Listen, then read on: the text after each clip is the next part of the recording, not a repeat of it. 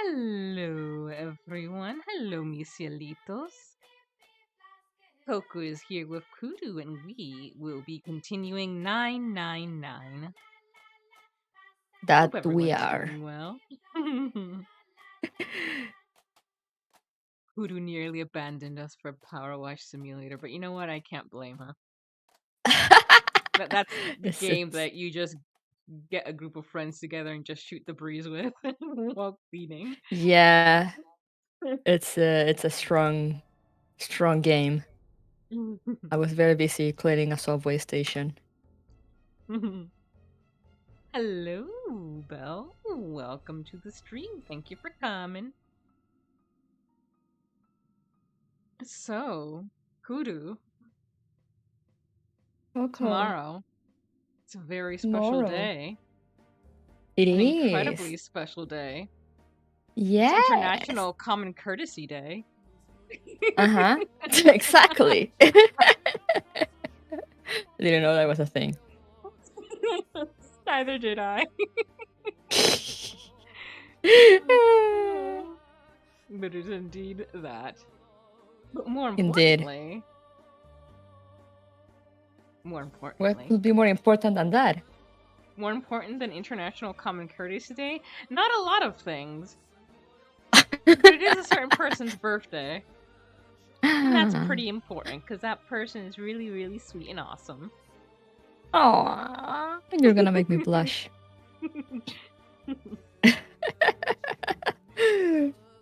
So what is It's it that my you're doing this? birthday. Yeah, what is it you're doing this Friday? I saw like a Lego thing. Yeah, because my sister for my birthday last year, she gifted me a Sonic Lego. You know, it's like the little loop de loop, and it has like LED lights and Oh. stuff. And I wanted to assemble it on a stream after we moved, because that was Mhm. before we moved. And so then we moved, and then I just never happened. Aw. So now I was like, you know what? It's my birthday. I should assemble my birthday gift from last year. Oh, that So would yeah, be I'm gonna be cool. doing that. Mhm. And reading, I made a Kudo board. It's a thing where basically Yeah, I people can saw. go and leave messages, and so I'm gonna be reading those also while I fight the Lego and probably fight my cat so she Oh, doesn't eat the Legos. she just wants to help. You don't need this piece. This is an extra piece they sent, and she just doesn't want you to get confused. Oh, she's so mindful. Hello, Xlaw. Welcome to the stream. Thank you for coming. So, a funny thing, I don't remember exactly when it was I came across this. You know how if you're just looking at your homepage on YouTube, sometimes it will just toss like random community posts at you? Mm-hmm. So, I found this one that apparently there is I think he's a let me see what exactly he is. He's a billionaire, an Australian billionaire Ah. named Clive Palmer, who really wants to recreate the Titanic. So I was just like Huh. very amused seeing that while we're playing this game. So I Oh got no. curious. And I looked up an article and says for more than a decade, Australian billionaire Clive Palmer has been the driving force behind plans to build Titanic 2, a replica of the ill-fated ship that sank in 1912 with more than 2,200 people on board. Only about 700 survived, creating history as the world's most disastrous voyage, and the light bulb of an idea for a billionaire with an interest in cruising cash to burn. Palmer first launched plans for Titanic 2 in 2012 and again in 2018. 6 years later, he's done it again, relaunching the project on Wednesday during a press briefing at Sydney Opera House against the backdrop of the city's famed harbor. Once again, the question is why? It's a lot more fun to do the Titanic than it is to sit at home and count my money. I'm so sorry for you. Oh wow. Oh, such a hard life. Yes. Palmer reportedly told local media with the blunt honesty of a man who earns almost $500 million in mining royalties every year. Oh. Sheesh. And apparently, Uh, some of the reasons that he's been set back is because of the pandemic. And the dude was even like willing to fight the Australian state government over its decision to shut borders during the pandemic. And now oh. he's taking that to an international tribunal, seeking almost 200 billion in damages. Wait, what? Let me see. In recent years, he's launched multiple court cases against state and federal governments. I guess because he lost a lot of money in attempting to create this each time. Huh. But yeah, that was that's a thing that's happening. And Damn.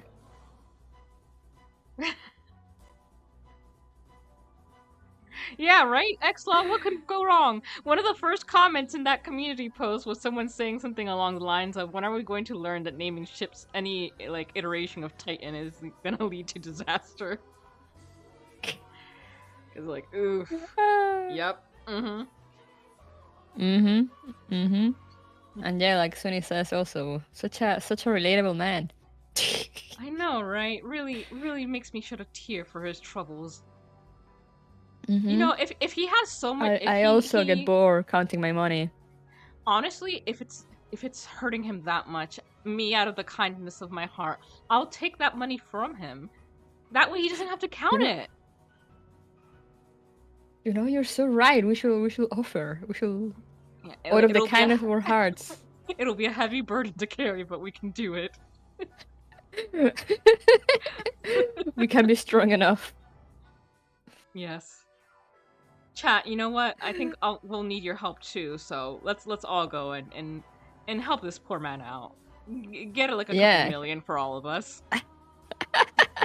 If we divide it, it'll be easier to carry, you know.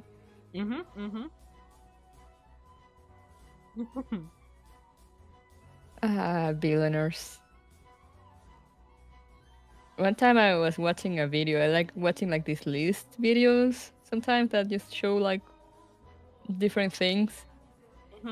And it was one of like inventions or stuff,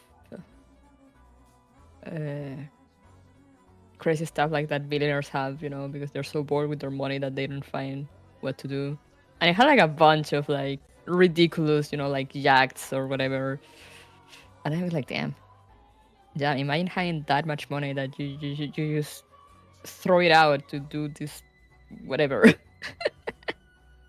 I'll never be able to understand it. There was someone who was kind of putting it into perspective, and they said that like if you saved like how much was it, like $30,000 like starting in, you know,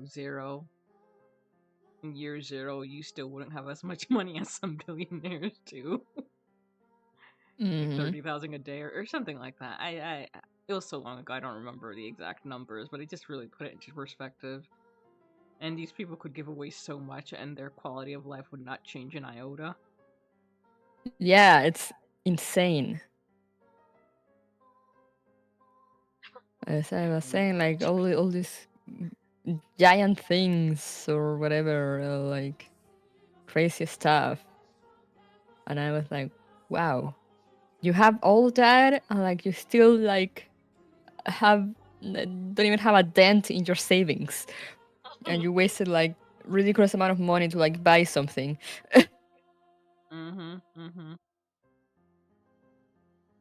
And it's so funny because like whenever I talk to any of my friends, the first thing that comes to mind when they think about being rich is just like, I just want to get a nice commune with my friend and pay off all our debts so we can just live peacefully. Just make ends meet. That's life. That's the dream. That is the dream. Oh my lord.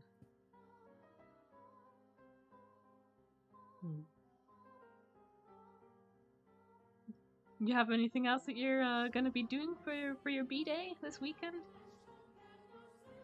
Not really. You know, I'm very bad at like coming up with stuff to do or like planning things. Hmm. and I have so many ongoing games that I try to just progress on that.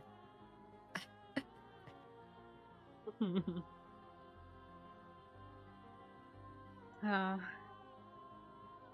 I might do something with crowd control, but I don't know when. I was planning on doing it next week, but I might push it back a week. I don't know. I'll think about it. Because I've been having too many streams and I'm tired. aw, Fox needs nap. Yeah.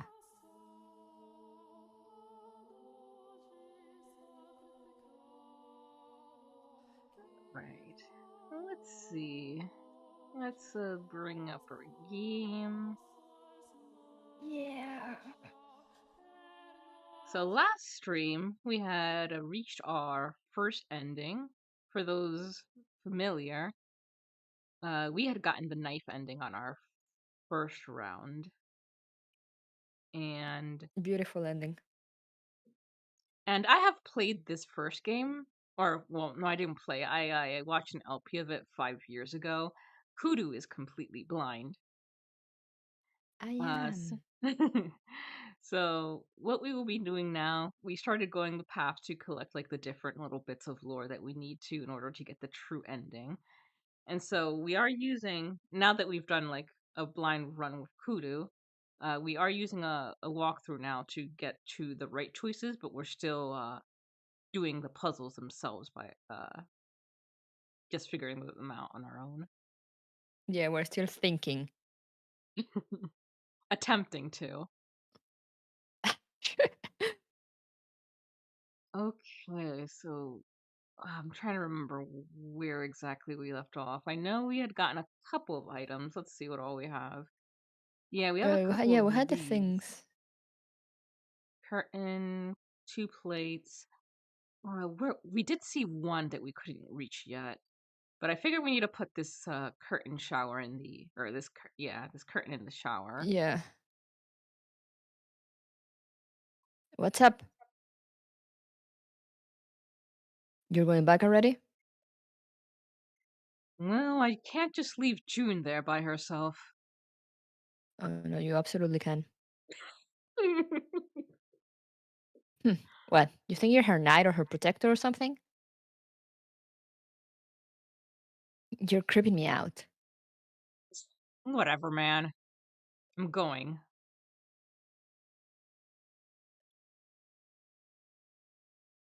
All right, was the shower through here? Mm, Yeah, no. there, I think. Let's Oh, look at the map. no. To the left, I think. Yeah, Okay. to the left. To the left, to the left. This one? Isn't that the... No, the door that you can barely see. Oh, game's not up. Darn it. Sorry about that. Fortunately, we didn't do too much. We just looked around. Okay. To the left. It's there Oh, on the wall. Oh, okay. I could barely see it. Yeah. The invisible door. Alright. Curtains. The walls. Oh, we probably gotta turn around. The walls covered with tiles. They're all got geometric shapes on them. Oh, this one's the one that has it. Oh, what's the other one? Oh. I thought it was, yeah, I thought it was the one in this. The exits. Lotus and Santa are on the room on the other side. I'm going to check up. Where the fuck was Akane? She was in the other room, but like I guess she was invisible. There we go. There's a curtain rod running across the ceiling. Let's put this shower curtain on those hooks. Ooh. Oh, there's something there. Let's try spreading the curtain. Oh, it's a hole! Wow, that's a pretty obvious peephole. Somebody's really dedicated. Well, with a hole this big, you gotta wonder if maybe they wanted to be caught. So, you're saying maybe the one getting spied on was into that shit? You guys go on the You weirdest never know. tangents. Yeah. Maybe they were into like those home invasion fantasies. Home invasion? Interesting. I see. You two are real idiots, you know that. Thank you, Lotus. Okay.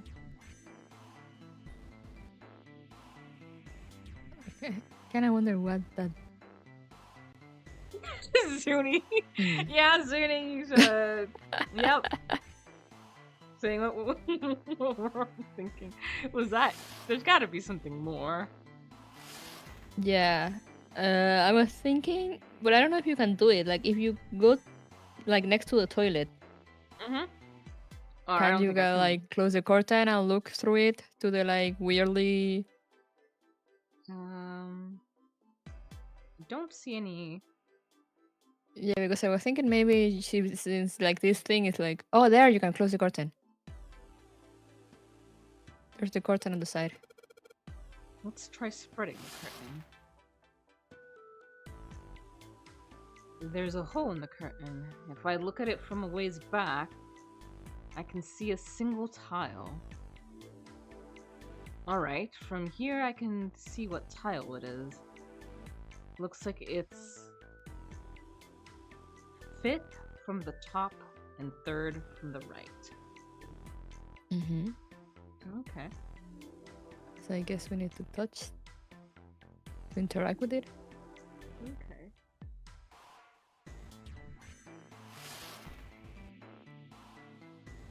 That one. Alright. Looking through this hole, I can see a white tile, 5th from the top, 3rd from the right. Let's have a closer look, shall we? Nothing strange here. Nope, things not budging. Well, then that means... Alright, we'll probably need to get a tool then. Yeah. Okay. But what? I'm guessing we're gonna find the third piece of that thing. Hey, Junpei, that tile you've got. You think maybe you're supposed to put it in one of those empty spaces?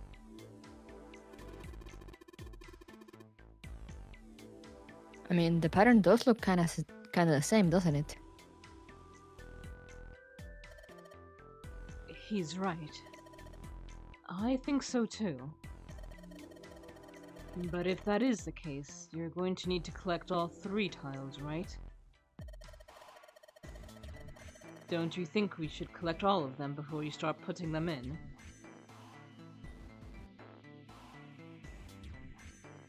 Okay. Alright, fine. Where was the other one that we saw? I remembered that we had seen. We got this one from here. Yeah, no, we opened... We got... Oh, I guess we can't do anything anymore since the candle's out. Mm-hmm. Yeah, no, it was the one we saw through the glass, but we opened that.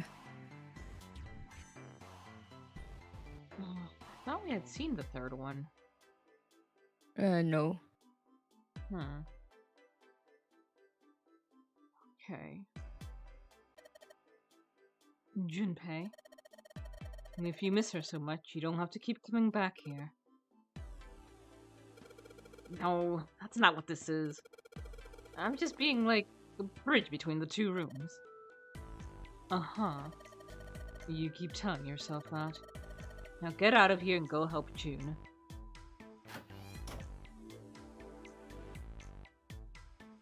Okay, so there has to be... Wait, if you interact with the tile in this bathroom... Oh, yeah, let's try that.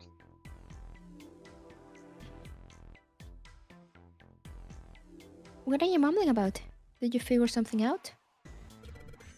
Oh, nothing. Don't worry about it.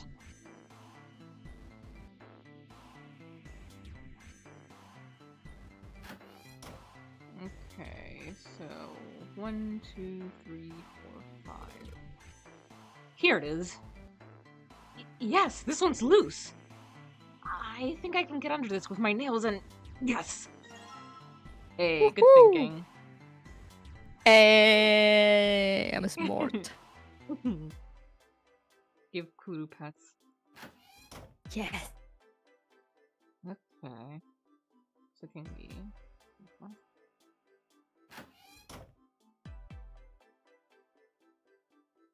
There's a tile in the frame. So I guess I'm supposed to put the tiles in the empty spaces. Alright, I'm gonna give it a shot. Oh lord, I suck at sliding puzzles. Well, maybe it's not a slide puzzle. Maybe it's just, get them to match up. Yeah.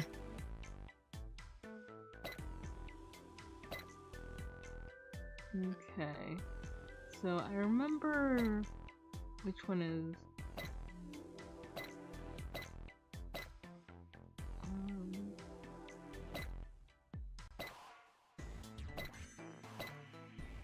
Okay, I think There we that's go. correct. Uh-huh. I think that's it, yeah?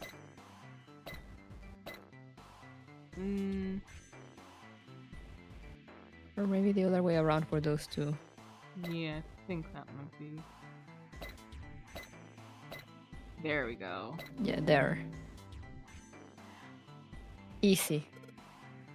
Yes! I did it! I think Ray's pretty good at them. My one friend Ray. But Ray's also like the person who can solve a Rubik's Cube in under like 30 seconds. Okay, so they don't count.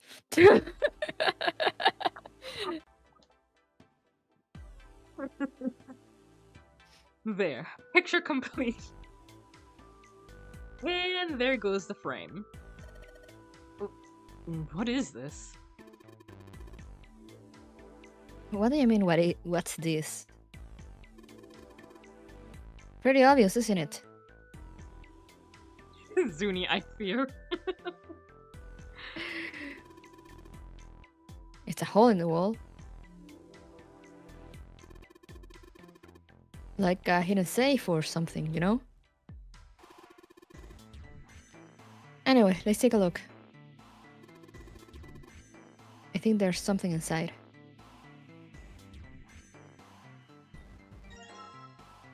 Ma's key. Got a key. Or as Junpei would say it, the man key. The man key. Junpei messed around a bit with the key he had and looked blankly at the picture that slid down. What's the deal with this picture anyway? Santa had only been mumbling to himself, but it drew Lotus's attention. He looked at the picture and paused. I think I've seen this picture before. Where? In a book. There's a British biochemist named Sheldrake. He has a rather interesting theory.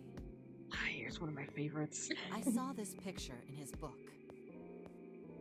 What's this interesting theory? Morphogenetic fields, which relies on the theory of morphic resonance.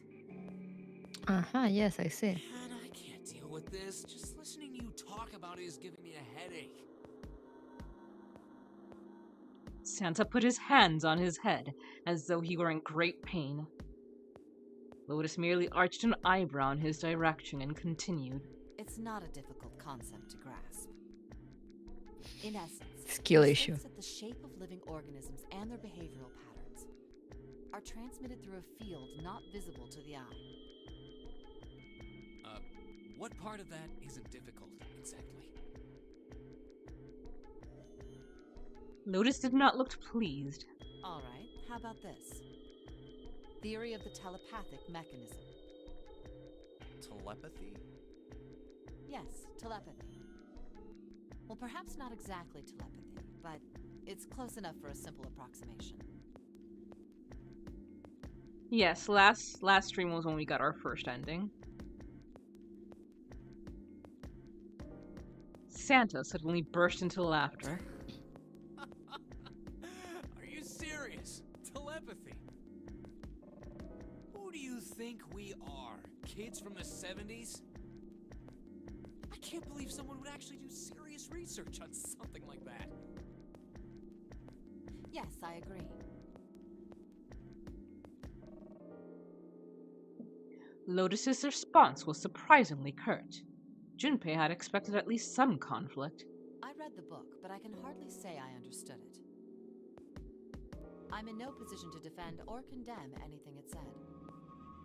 It was probably just someone latching onto a statistical outlier from some study and turning it into a ridiculous theory. There's no scientific merit to any of it, I'm sure. But even so, Anyway, I saw a picture like that one in his book. Lotus indicated the picture they'd all been looking at. After a moment, she walked up to the strange picture, examined it, and then spoke. Hey, what do you think this picture looks like? Santa answered first. What do you mean? Isn't it just like abstract or something like that? It's just black and white scribbles. There's no meaning there. That's it. What about you, Junpei? Does it look like anything to you? I guess it looks like... A man's place, butterfly, coil dog, a small boat floating in a lake, or Unaripa. What do you think? What do you think, Kuru?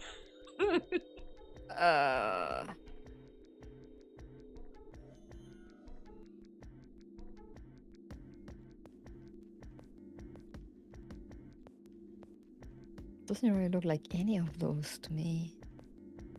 A dog?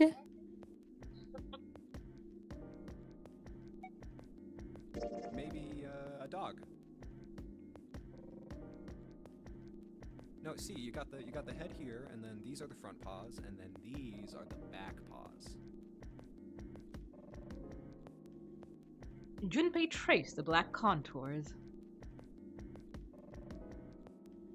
See? Ah. Oh, I see it.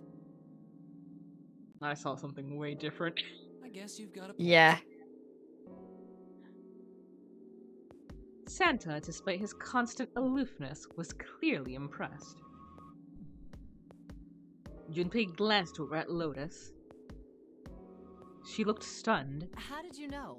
You're right. I didn't think you would have been able to guess that. For a brief moment, Junpei felt a swell of pride. So, now we know what it's a picture of, but I don't see how that helps us. Lotus nodded and began to speak. A TV show from Great Britain did an experiment once. They took two similar pictures. Both of them were difficult to identify, initially. But once you figured out the answer, you couldn't see it as anything else. These two pictures. The first was a woman wearing a hat. The other one, well, to make it easier, let's just say it was this picture of a dog. So, their experiment. First, they sent the picture to other parts of the world, outside the reach of British airwaves. To Ireland, the US, Africa, Europe, etc. Then, in each country, they gathered a number of test subjects, roughly 1,000 people. They were shown the two pictures and asked, what does this picture look like to you? The results weren't really interesting on their own. 9.2% of the people saw the lady in the lady picture. 3.9% saw the dog in the dog picture. Then, 2 days later, they aired a new program on their show. During the 30-minute show, they broadcast the dog picture and its solution. The audience was estimated to be 200,000 people. After the broadcast, it was a safe bet that the number of people who knew the solution to the dog picture was at least that many. After another 2 days passed, they gathered more research subjects from areas outside the reach of British TV and radio. This time, they only found a sample of roughly 850 people. Naturally, none of them had participated in the first test. They were, however, given the same tests and the same 2 pictures. The results were startling. 10% of the people saw the lady in the lady picture. The previous test sat at a 9.2% success rate. Not much of a change statistically. The dog picture, however, produced a very different result. The percentage of people able to successfully find the dog, it went from 3.9% to 6.8%, a very significant increase. So do you understand? Do you realize the significance of this experiment? There was no way the second group could have seen the picture. They lived far away from Britain and couldn't have seen it. But even so, it was only the success rate for the dog picture that went up. Why? How did that happen? What does it mean? That they see more dogs? Lotus looked back and forth from Junpei to Santa and back again.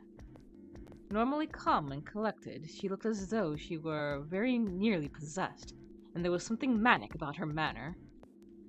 Santa took an involuntary step backward. Junpei didn't budge and stared straight back into Lotus's eyes. Oh, wait, does this have something to do with that field, or whatever it was that you were talking about earlier? A field not visible to the eye. So, if more people know the answer, then that information will pass through the field. Huh.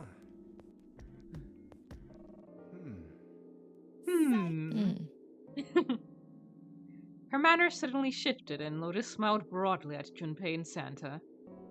She waved her hand dismissively, doing her best to laugh the whole confrontation off. I was just kidding. You really shouldn't take me seriously. Well, I mean, the things I just told you about are true. They really did happen. But the results of that experiment really aren't anything to go by. They could have easily falsified them. In the end, I'm sure they were just in it for the ratings. They are a TV station after all. At last, it seemed that Santa had gained control of his composure. Right! Man, I gotta admit, you had me there for a minute. I, really thought you were serious. Of course not. Like I told you before, I'm sure it's all just pseudoscience. Oh, okay, right. You okay there, Santa? It's doing great. Yeah. But, like, morphogenetic fields is one of those things that's, like, super fun to... I don't believe in it, but it's super fun to think about. Mm-hmm. Santa and Lotus laughed and gave one another jovial claps on the shoulder. Junpei, however, didn't feel so much like laughing. Something felt wrong. Unclear. All right, enough nonsense. We've got the key. Let's get out of here. Word. Lotus and Santa walked away from the picture. But Junpei stayed, staring at the picture of the dog. Huh. A field not visible to the naked eye. Morphogenetic field. The more he thought about it, the more his head hurt.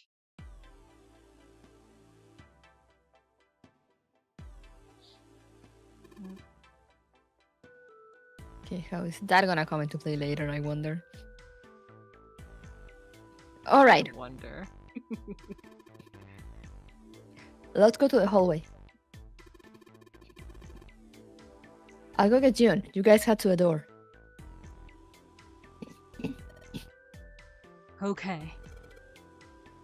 Roger that.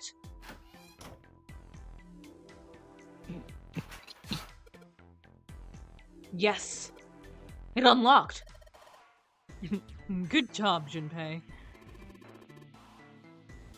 Good, now we can get going. Come on, what are you guys standing around for? Let's get out of here. Come on, Jumpy, let's go. All right, let's go.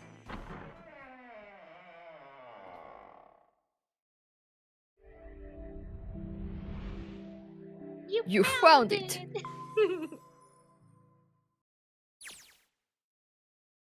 They stepped through the door to find themselves in a wide hallway. Oh, another hallway. Junpei, June, Lotus, and Santa stopped for a moment and looked at their surroundings.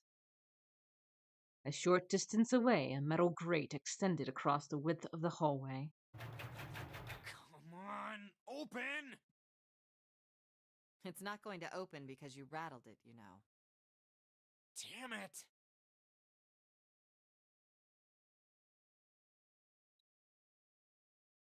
They took hold and shook, but it refused to move. Look over here!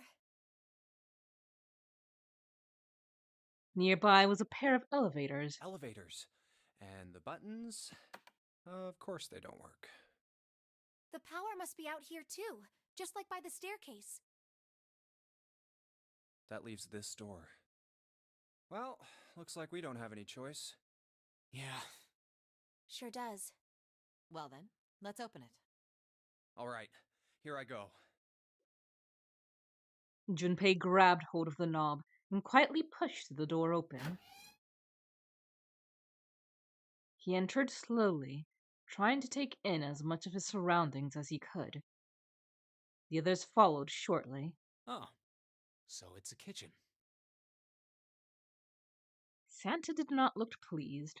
What were you Does he expecting? ever? Isn't it obvious? Real. The exit? I was hoping this would be the way out of here.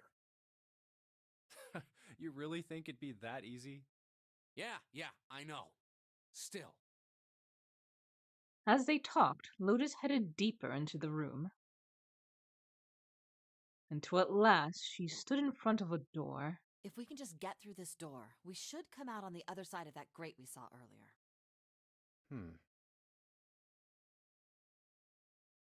But don't we need a key for that? No good. Sorry, I guess that wasn't very constructive. Neither Junpei nor Lotus looked terribly happy. Anyway, let's take a look.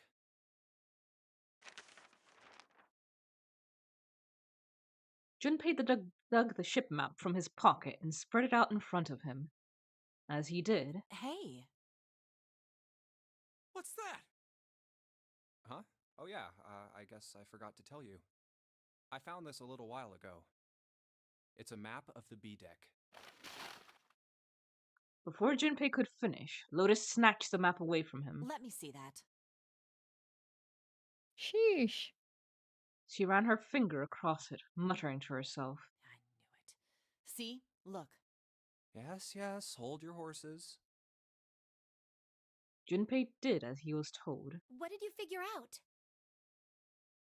Santa and June moved over to look at the map as well. This is handy. See? We came in here. Now if we go out there, then we'll be on the other side of the grate. With her finger, Lotus traced a path on the map. How about that? She's right. We can get out through there. There we go. Here, you can have it back. Satisfied that she had been correct, Lotus folded the map and handed it back to Junpei. Thanks. He took it and slid the valuable piece of paper back into his pocket. There's a card You know that- reader on the right side of the door. That thing looked big when it was on the wall, so I'm just wondering how he's just folding it up and put it in his pocket. It's gonna be Yeah. bulging. And Is that that a means the map in key your card pocket, is or- somewhere in Oh, here, it is a map. right? Ah. That seems the most likely. All right, we know what we need to do then. Let's get moving. First off, I say we split up and look for clues. Okay. Chum, chum.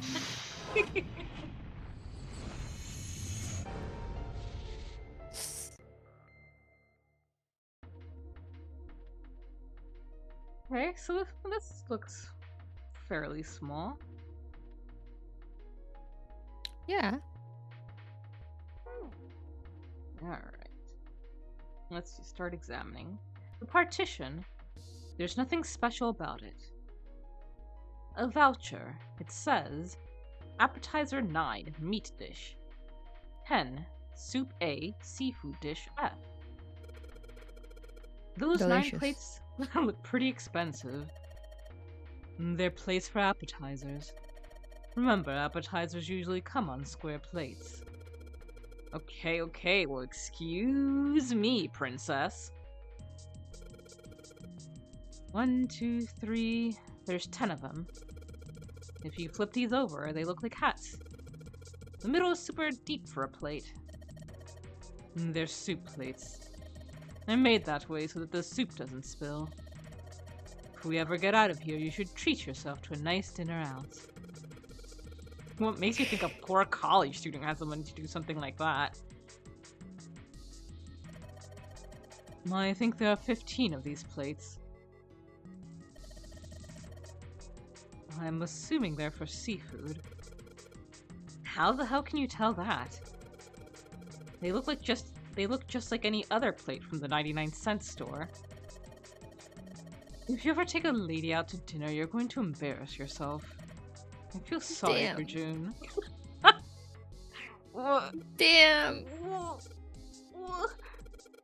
Why the hell are you bringing up June?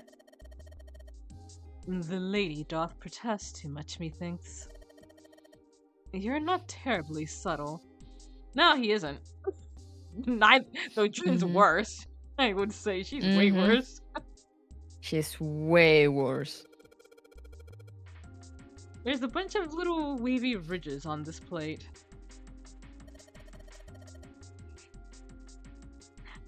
I don't know, Zuni. I can't say I've ever paid much attention to the shapes of appetizer plates. Yeah, I just ate. Exactly. I see the food, I eat it. Those plates are for serving meat. You really are ignorant, are you? Come on, it's not like I need to know this crap. Jeez. It's a tank with a pipe coming out of it. Nothing really that special about it. Hey, Santa. Could you open that door, please? What the hell? There's no way I could open that thing. Guess you're getting to that age where your eyes start to go, huh? You'd better watch your mouth, boy, or someone won't live long enough to see that door opened. This has got the two of them on edge. We gotta get out of here and fast. A countertop. We got a rolling pin and a colander. Nothing useful, in other words. In other words? Wait. Where's my... There it is. 15! Damn. It's kind of far away. I can't really tell, but is that a ladle? I don't really think a ladle is going to be very useful.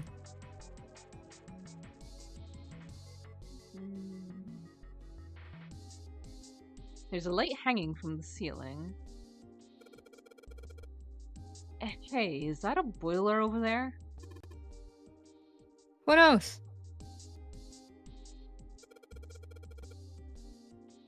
The pipe goes up into the ceiling. Maybe, just maybe, we could climb into that pipe and get out of there. You really want...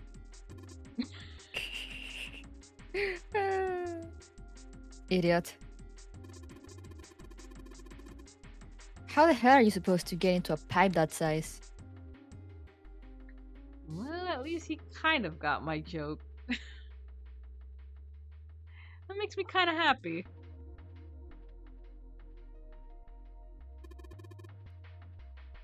It's a lot of notes.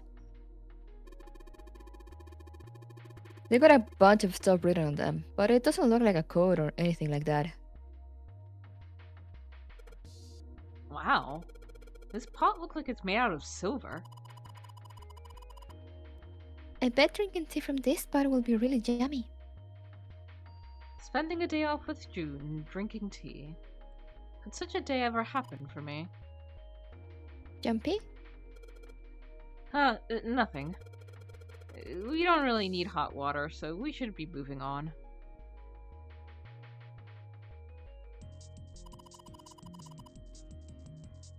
Wow, Jumpy, you can reach really high.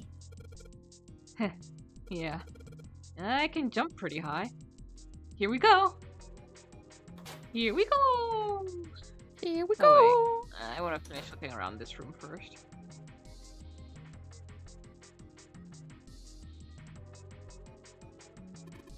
Dirty dishes. A sink. It's still got water in it. There are a couple of plates in there, but I don't think they're gonna help us much. Oh, that's Oh.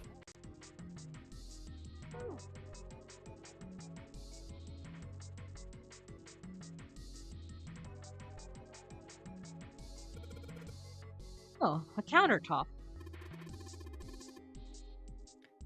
There's a rolling pin and colander here. Nothing useful. A trash can. There's nothing inside of it. No. Well, better than being full of rotten food, I suppose.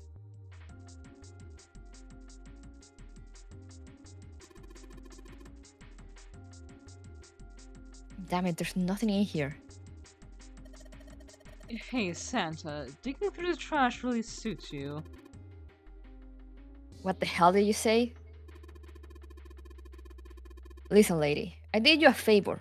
I know you just piss and moan, so I did it for you.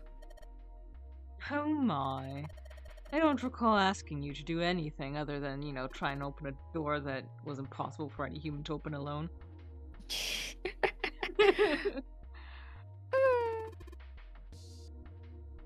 I oughta throttle you. Excuse me. Does it feel colder in here?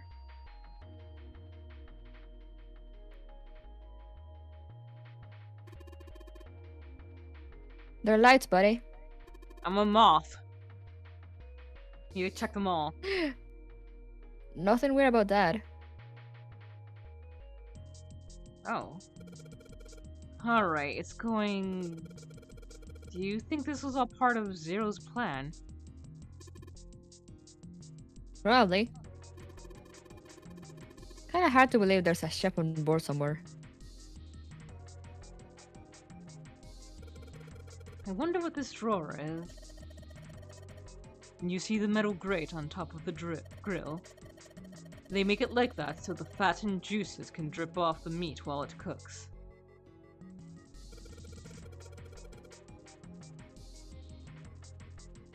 It looks like the area under the plate opens up. No, you can't. I already checked. It's sealed shut.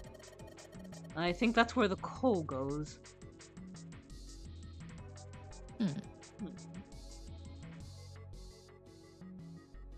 This is apparently the area where you put the coal. It's sealed shut. You can't get it open. The drawer seems to be stuck. There's a grill. There's some coals down there. They're bright red. Okay.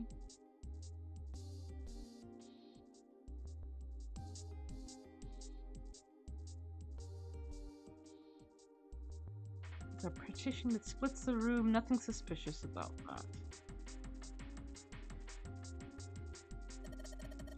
There's a pot on top of the stove. If there are some ingredients around here, I could cook something up for us. Lotus, you can actually cook? Who the hell do you think I am? You better believe I know how to boil hot water and put in my instant noodles.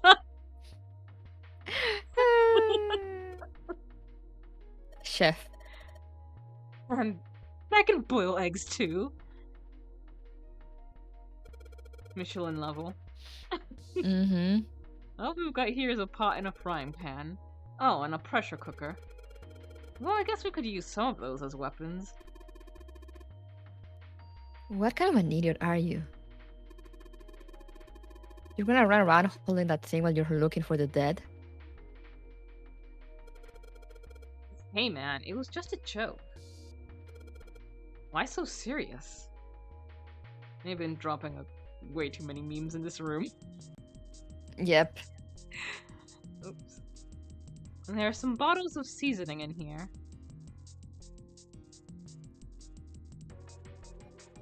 Oh, yes. A code panel. It looks like you can enter numbers into this thing. Is it an oven timer? It's probably for entering a passcode.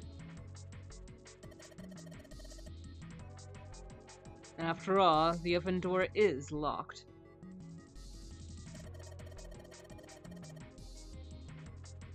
My guess is that it'll open if we put in the correct code.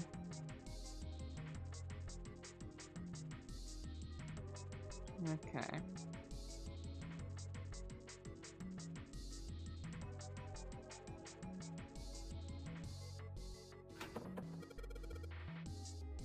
Damn it, it didn't work. Doesn't matter how many times you try it. This door isn't going to open until we've solved all the puzzles in this room. I'm sure this is all part of Zero's plan. I just can't imagine what his motives could be. Okay. Alright, let's go ahead and enter the... whatever this is.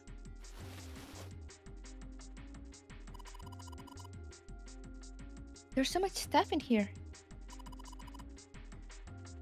A whole lot of cans. This is probably a pantry. Oh my gosh, that's a huge pantry.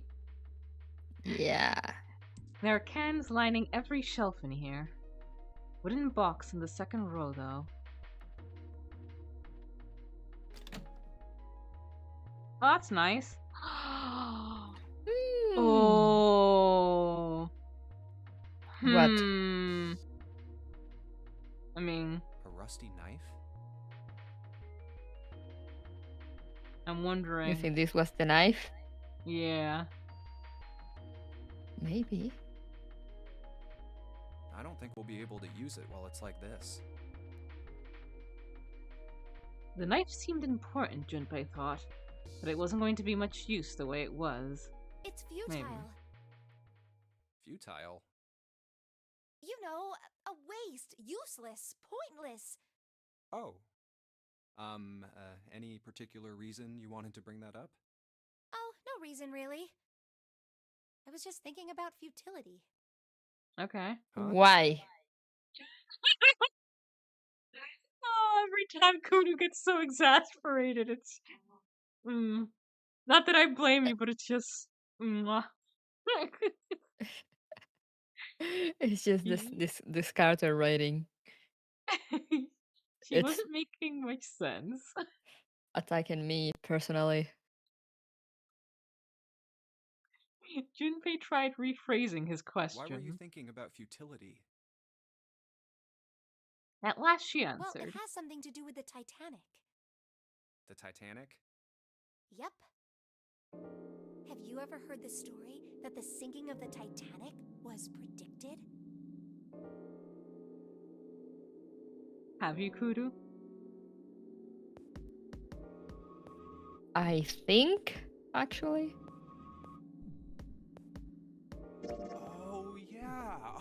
I know what you're talking about. There was a novel that had a bunch of stuff in it that described the sinking of the Titanic before it actually sank. Yeah, that's the one. The title of the novel is Futility. It was written 14 years before the Titanic sank.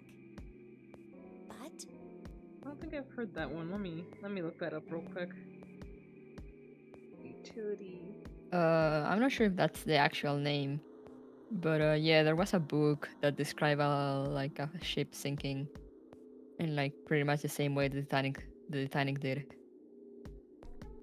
14 years before the Titanic sank on April 15, 1912, a novella called Futility was published. The story gained attention after Titanic sank due to the eerie similarities between fact and fiction. Author Morgan Robertson later said of the coincidence, "I know what I'm writing about, that's all." What a response. What a... I know. I mean, I didn't know the name of the book, but the story was the same, right? It was just like what happened on the Titanic? Yeah, Well, I heard it was all a hoax. a hoax?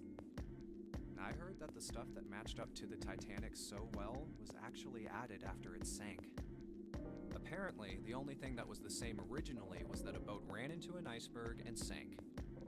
But the novel was published in 1898, 14 years before the accident. Like I said, that was the first print of the book. 14 years later, the author heard about what happened to the Titanic. He figured that was his chance, you know? He just went back and changed some stuff in his novel, so that it matched the Titanic exactly.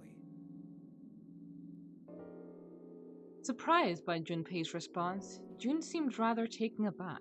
Really? Really? There's no such thing as premonitions or any of that stuff. For a moment, Jun looked very unhappy, more so than Junpei thought was normal for such a discussion.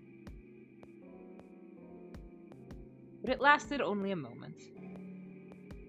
With no apparent reason, she suddenly looked up at him, alarmed. But that wasn't the only book that predicted the Titanic sinking. It wasn't? Yep, It wasn't? there were two other similar stories written by a man named William Thomas Stead. Both of them before the accident.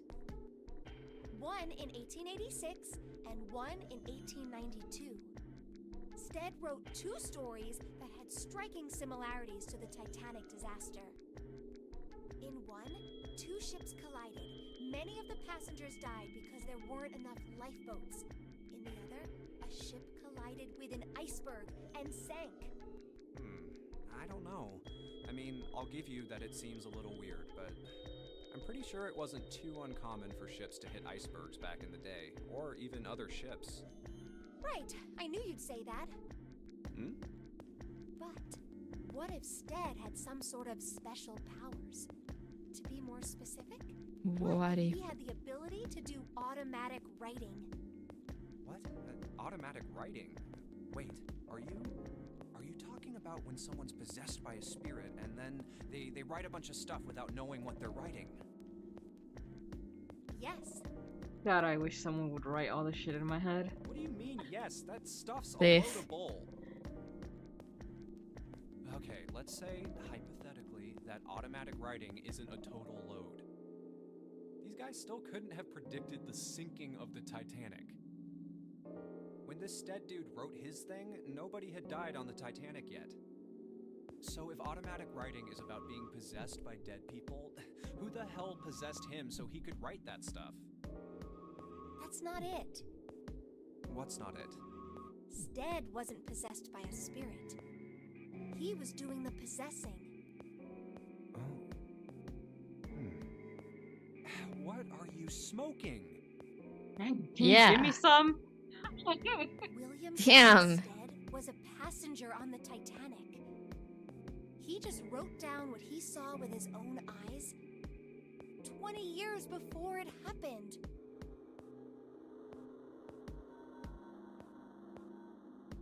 He decided it was probably best not to say anything and just slowly back away.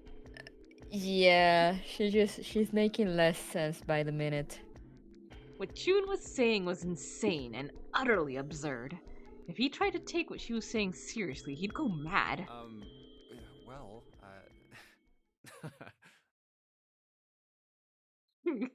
Junpei's just like, oh, by the way, did I ever mention I have a girlfriend? Yeah, I met her in Yeah. college. Yeah, did you mention I'm seeing a girl? Should really Shit. get out of here. Yeah, she's very scientific, very grounded. Uh, you Hmm. know, she's the one. She's the one for me. Yeah, yeah, she's probably very worried about me. So let's hurry this up, you know? Junpei smiled uncomfortably. Well, why don't we talk about this some other time, okay? Huh? But Her voice trailed off, and she glanced at the floor, troubled. Come on, let's get back to it.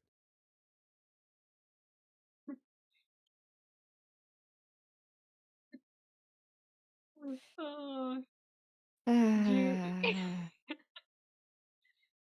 June is like the type of person who, like, every now and then, if I ever get extremely bored, I'll just call her and listen to her go on, and then I'll be good for like a month. Yeah, and they'll be like, oh yeah, yeah. You're like, oh yeah, sure, sure. Oh, you're so right. Like, it's interesting, but the fact that she clearly believes it. If someone Yeah, believed the it fact in that real she's so life, I would be serious like, about it. It's like, and this is coming from me that I do believe in some, like, you know, quote unquote paranormal stuff, but this is too much. Like, she's way too much.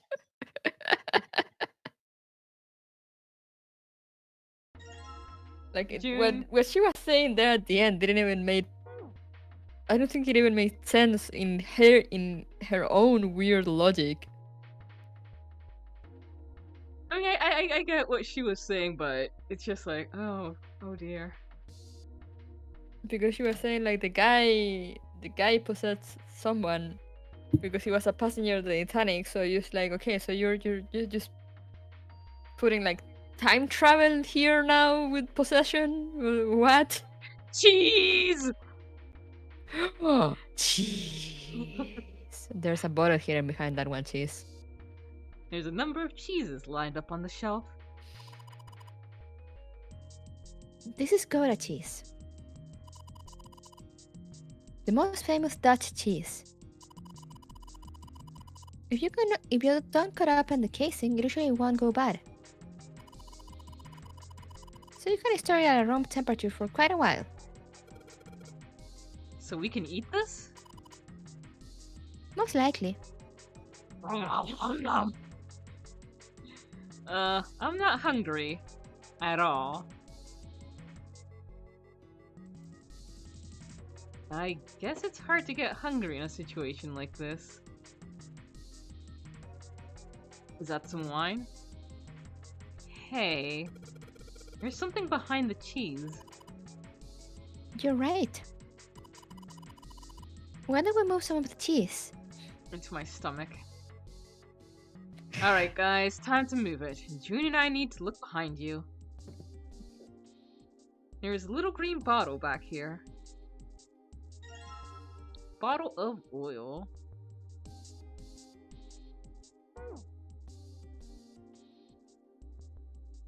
Cheese. There's milk in here. Milk in an iron barrel.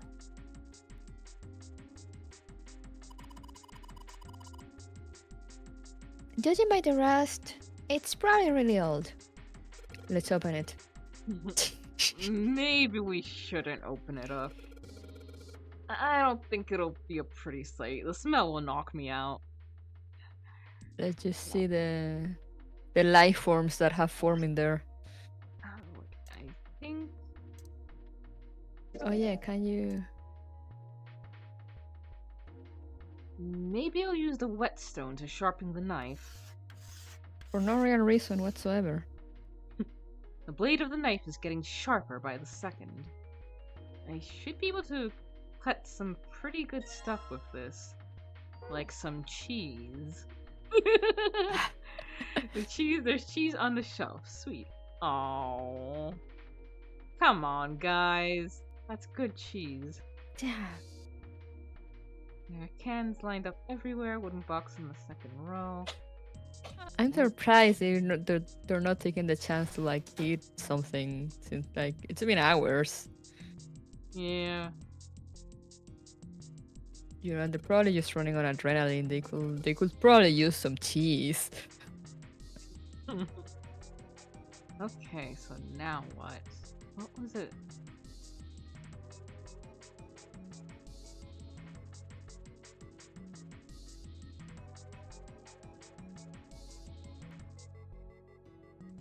Hmm.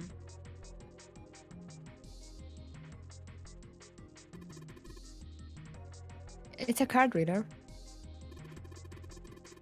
Since that I tried, I figure it's probably still locked.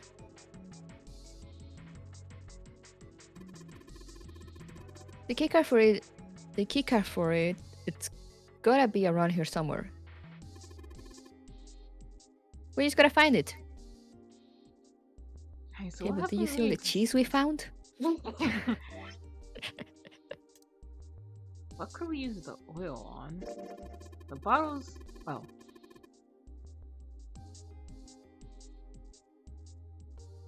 The bottle's old, but we might be able to use the oil inside for something.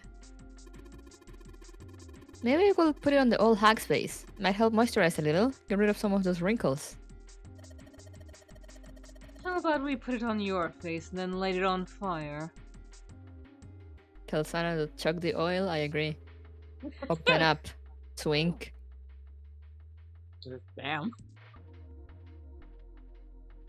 I think we've what have we not examined? What has Coco missed? It's only a partition. There's nothing else worth noting here. That other door? Is that not a door? I think that's where we came. Yeah. Oh, okay. This is the door we came in through. It's not locked, so we could go back out, but... What's the point, right? All that's out there is an iron gate and a dead-end hallway. Yep. Might as well be locked, for all the good going back out there do.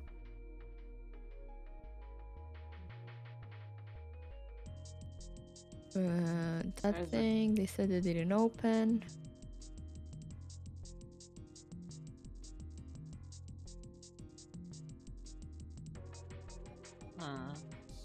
There's really nothing else. 3 trash cans. Nothing inside. Nothing inside. So we need something that we can use the oil on. And the That door there? Yeah. Oh! Yep, here we go. The Oh, bolt there we is go. rusted in place. It won't budge. Of course. Maybe if we use some oil on it. Hey! Just a little bit of oil and... Come on. Come on, you little son of a bitch. Whoa! Yes, got you, you little bastard. You did it, Jumpy. You're so smart. Ah, yes. Sure. Ooh. As Junpei walked into the room, a blast of cold air washed over him. Make sure that someone's propping that door open or at least staying on the outside. Immediately looking at this, I'm just terrified that we're gonna get locked in. Oh. We're still gonna get locked in. Almost instinctively, he folded his arms tight across his chest, doing what he could to conserve body heat. Oh, yeah, it's cold in here. What is this place? What do you think, Junpei? Mind. It's a freezer. Sansa's teeth had already begun to chatter. Hardly surprising. You know what? I'm starting to think these people are almost as aggro towards each other as the Tales of Arise party was. Yeah. And they all have their writing all over the place. The freezer was far too cold for someone dressed as he was. Otis, however, was in an even worse situation. Oh, no way. That's way too cold for me. I'll freeze solid in seconds. Sorry, but I'm afraid I'll have to pass on this one. I'm going to leave the rest to you. And with that, she ran out of the room. That would be me. Even if I was bundled up in like 3 layers. As Lotus left, June came in. Oh, whoa. It's really cold in here. White puffs of steam hovered in front of their faces as they talked. June had already started to shiver. Hey, you don't need to be in here. You had a fever just a little bit ago. You should stay outside. We got this. No, I'm fine. My fever's gone now. But Junpei had scarcely opened his mouth. Huh? When the thunderous sound of metal upon metal rang out from behind them. In unison, they spun around to find that the door they had only recently come through was closed.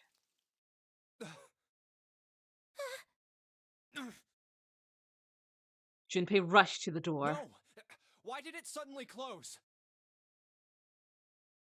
Desperately, he grabbed hold of the doorknob. Ah! It was cold, beyond cold. Merely touching it was The painful. knob's frozen. But why? They quickly deduced that the pipe next to the door had ruptured. It looks like the pipe next to it broke, and Water released by the rupture had hit the door and frozen instantly. Santa shoved Junpei aside and pounded against the door. Hey, Lotus! You're out there, right? Open the door!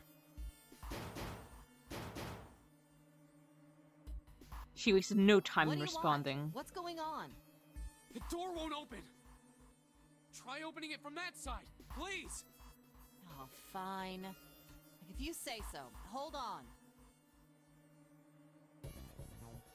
Soon they could hear Lotus on the other side of the door. Then the grunting ceased and they could hear late panting as if from exertion. It's no use. It won't budge. You've got more people in there. You figure it out. Damn. Oh, God damn it. Santa was shaking like a newborn deer. June was hugging herself and shivering violently. Even Junpei, with the heaviest clothes of any of them, was clearly feeling the cold. With every breath they took, they could feel the cold working its way deeper and deeper into their bodies. anyway, let's find a way out. If we don't get moving, we're gonna be permanent residents. two heads are better than none. I'm sure we'll figure something out. Yeah, you're right. Let's just take a good look around this room, okay? Right. They pushed in close to one another and began to search.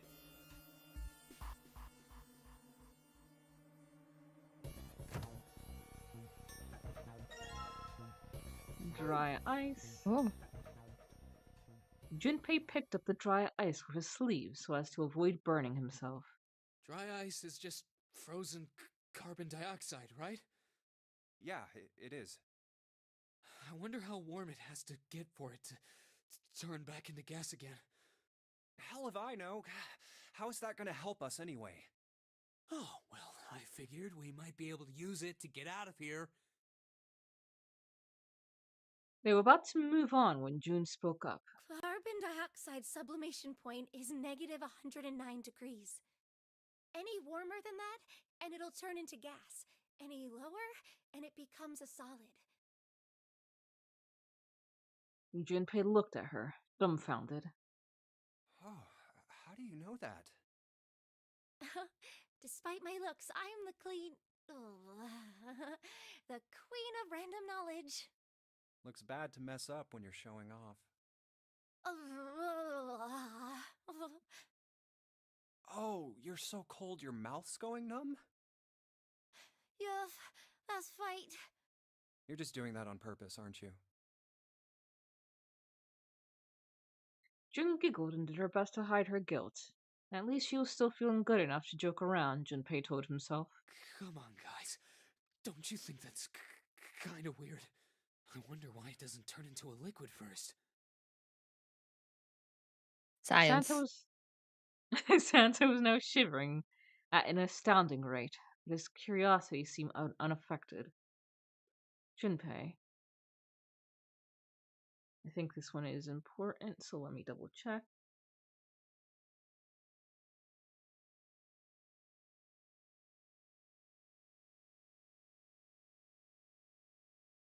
Hmm. Um.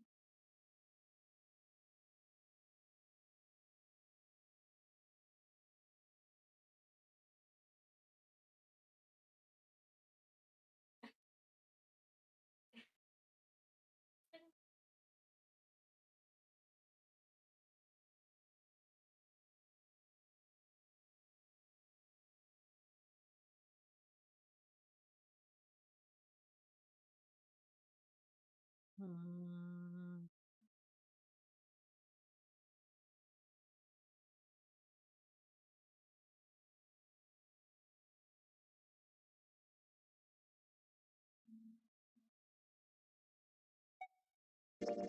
It is kind of weird.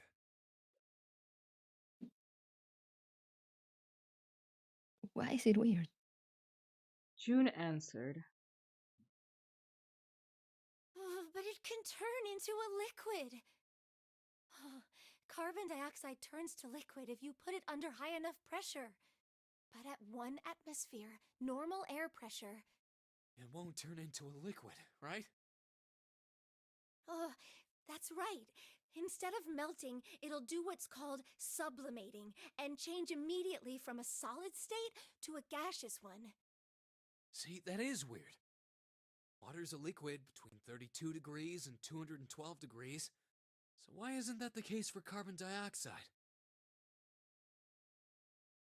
June replied with an answer that stunned both There's a of them. kind of ice that doesn't turn into liquid when it goes above 32 degrees. Hmm? Huh? I heard about it. Its melting point is 96 degrees. Ice with a melting point of 96 degrees? You mean there's water that freezes at 96 degrees? Yeah, well, you could also look at it as ice that won't melt until it's 96 degrees. Water that freezes at 96 degrees? Ice that won't melt until it's 96 degrees? Junpei was cold as hell, but this was too interesting to ignore. He did his best to warm up by rubbing his arms and stamping his feet, and put the question to June. So what's this ice with a melting point of 96 degrees called? I heard it's called Ice 9. And that is from Kurt Of Vonnegut's course. Cat's Cradle. Ice 9? Originally, Ice 9 was a made-up substance invented by a science fiction author. But recently, scientists have discovered that such a substance actually exists. Wait, hold up. So is this thing called Ice 9, or is it water? Like I said, if the ice is over 96 degrees, it'll be liquid. If it's under that, it'll solidify. So you could think of it as a polymorph of H2O. Here, think of it like diamonds and graphite. They're both made of carbon, right? But depending on the structure of the crystallization, the hardness and structure are completely different. So you're saying normal water and this Ice 9 are like that? Yup. She wasn't finished. Have you heard the story about the crystallization of glycerin? For 150 years after the discovery of glycerin, people cooled it, warmed it. They did all sorts of things to it. But whatever they did, it never crystallized. However, one day in 1920, some glycerin on its way to England by ship was discovered to have crystallized during the trip. Scientists around the world wanted to research this new crystallized form of glycerin and asked for seeds. Oh, A seed is a sample of the original crystallized substance. With a seed crystal, further crystallization of glycerin would be easy. However, something very strange happened. Not only did the glycerin encouraged by seed crystals begin to crystallize, even the samples nearby did, even though they were tightly sealed. And it didn't end there. After that day, it doesn't matter where in the world it is. All glycerin crystallizes naturally when cooled to less than 64 degrees. I believe we heard a similar story from 7 during our first run. Before that day, no matter how glycerin was cooled, I think it so. refused to crystallize. Oh yeah. Once the crystallization had begun, it was almost like, how do I put it? It was almost like all the glycerin in the world was communicating. Communicating in some way that we can't sense. And now it's happening everywhere. Junpei was honestly impressed. It was in fact a pretty interesting story. Wow, that's pretty interesting. But, what does that have to do with Ice 9? To his surprise, it was Santa, not June, who answered. What she's saying is that it's a lot like Ice 9. What happened, I mean. A lot like? Oh, that would be bad. If water everywhere started freezing at 96 degrees? Man. It'd be the end of the world. And that's what happened in the book. Junpei thought that I'm trying to remember why it was even created in the book. I can't remember why, but it was like a super mundane reason, and they were like, oops, we just created something that could end the world. Yay! As you do. At any rate, we're not gonna have to worry about the end of the world unless we can get out of here pretty damn quick. He was right. Junpei shivered. Alright, guys, I think that's enough of that. I didn't think we'd get quite this far off topic. I mean, I know I'm kinda at fault here, but we can't be screwing around anymore. So seriously. I might go by the name Santa right now, but I didn't grow up in Iceland. I freaking hate the cold. So let's get cracking, alright? We gotta find a way out of here.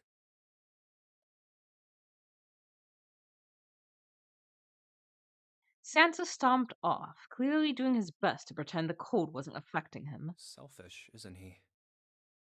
Well, I mean, you guys are kind of freezing to death.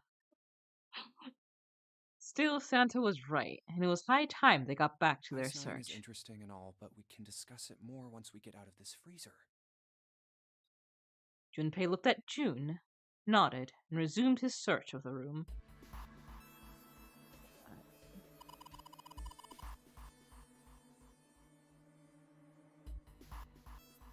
There's water dripping from this pipe. It looks like when the pipe burst, the water hit the doorknob and froze it in place. This water actually seems almost warm. It's a thin It will pipe. be for it not to freeze like inside. Mm-hmm. This thing is covering something. It's frozen solid. I can't flip it over. Hey, Junpei. Didn't you find some dry ice earlier? Yeah? There's warm water coming out of that pipe. Warm water and dry ice. What do you think will happen if we put that stuff in a sealed container together? It will produce hot gas. There's some frozen meat up there. Looks like Look pork. like pork. Huh? What's this? It looks like a tag or something. Chunk of pork. Jumpy, is there a slip of paper in that mitt?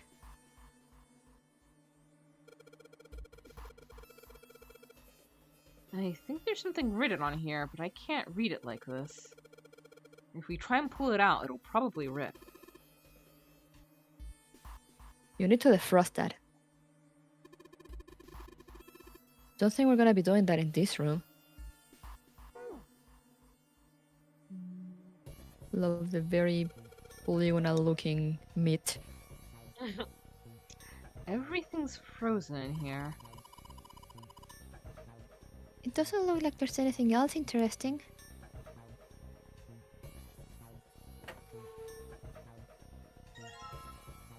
Sturdy Huh. rope. There's so much stuff in here. Why don't we take some of it out, Jumpy? Water bottle. There isn't anything else in here that looks useful.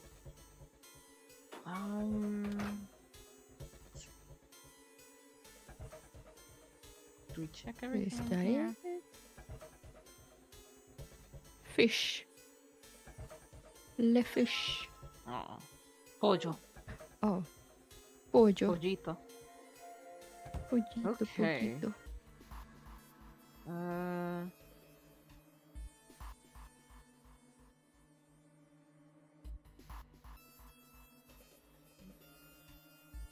I guess that's it. So, what can we combine here?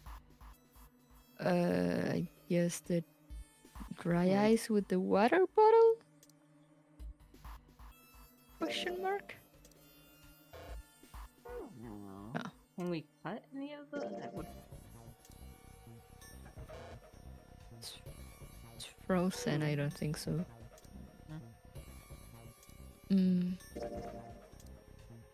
Chimkin. Chimkin.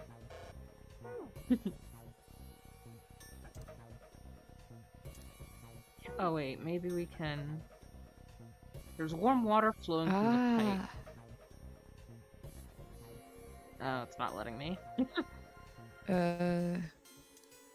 Maybe we can just, like, maybe.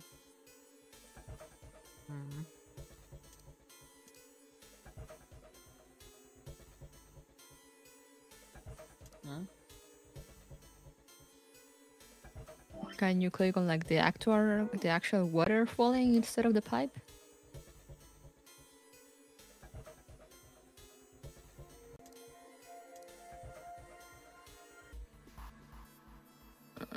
No. Yeah, it doesn't seem like it.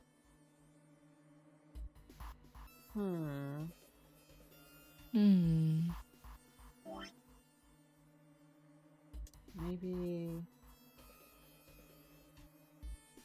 What would we do with the rope? Excellent question.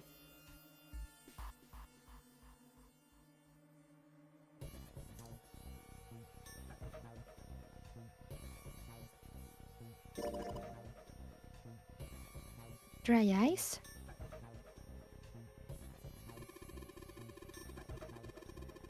Can you make that stuff cause an explosion if you seal it in something that's airtight? Explode? Yeah, didn't you do that in school? Should never underestimate the power of expanding gas.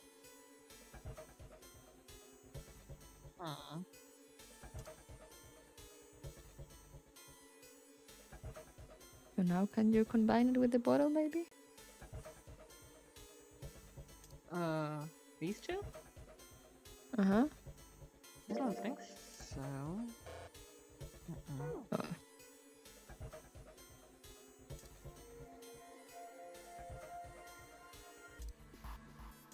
See, this is odd because this one's not. Well, I mean, I guess you're supposed to assume, but since it doesn't say frozen, I'm like, what the.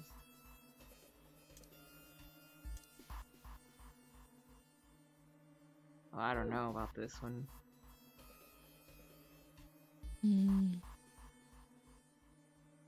Let's see if any of the files let us know anything.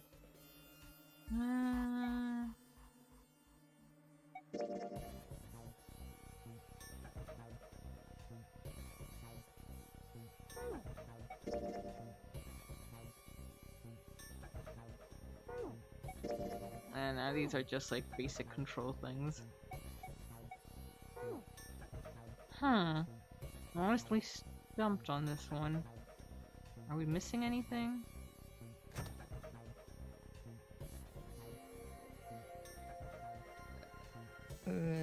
Doesn't seem like it. Like you touch everything in there.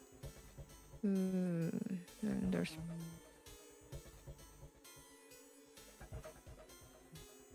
the. You click that thing on top too. Didn't do anything. There's nothing else there.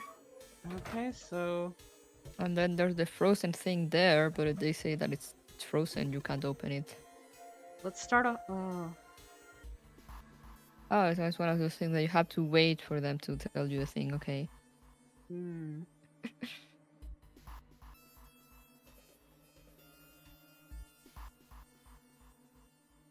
Let's start off by putting the dry ice into the water bottle.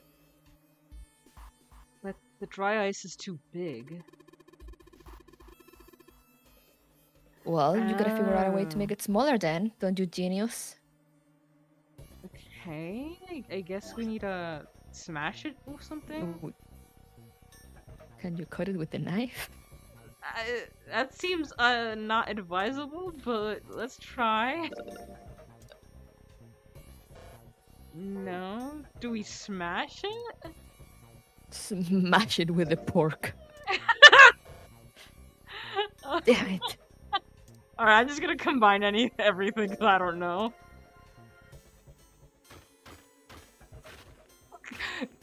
Smash it with the chicken. What the hell? I see, yeah, that makes complete absolute sense. You know, couldn't you smash it with like the dull part of the knife or with like the handle of the knife? No, it has with to your be with the frozen foot. chicken.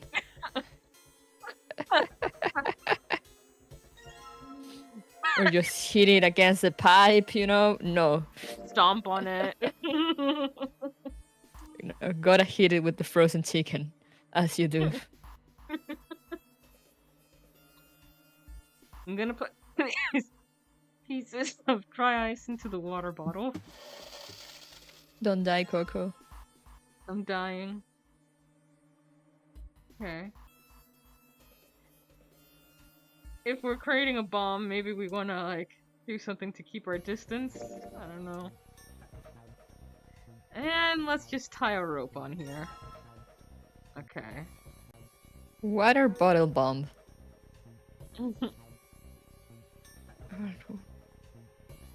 Warm water dripped from the ruptured pipe near the door. Put water into the bottle with dry ice. And make sure the lid's closed. Now I just have to put this makeshift bomb on the doorknob. Alright, that's set. So, what do we do now? We just need to give it a little tap. The bottle's already about to pop. If we just throw a rock or something at it, it'll go off all on its own. A small rock. Huh. A small rock. Or a small pork. Junpei looked down at the floor. Or that. Scattered across it were pieces of dry ice left over from the larger chunk he'd crushed earlier. Alright, this ought to do the trick.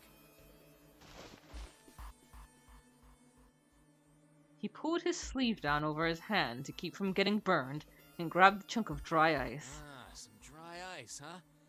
Not a bad idea.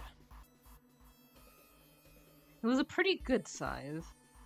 About as big as a pool ball. Alright, guys, stand back. Actually, we should probably hide somewhere. Both Santa and June looked at him with new concern. Where exactly do you expect us to hide, genius? There isn't really anywhere On big the- enough. Oh. Yeah, there is. Look, right here. We can hide in there. Junpei pulled open the door to the small cellar. Come on, get inside, quick. Santa and June nodded and jumped down into the hole. Junpei quickly followed. In his hand, he could feel the chill of the frozen carbon dioxide even through his sleeve. He tightened his grip, took aim, and prepared to throw. Alright, here I go. 3, 4, 5. You're counting the wrong way. Oh, oops. That is a really sad excuse for a joke, man. Sorry, dude. All right, for real this time. You guys ready? Yes, whenever you're ready. Just throw the damn thing. All right. Yeah. Go. 3, 2, 1. Junpei threw the chunk of dry ice as hard as he could. With the same motion, he ducked down into the cellar with Santa and June, just as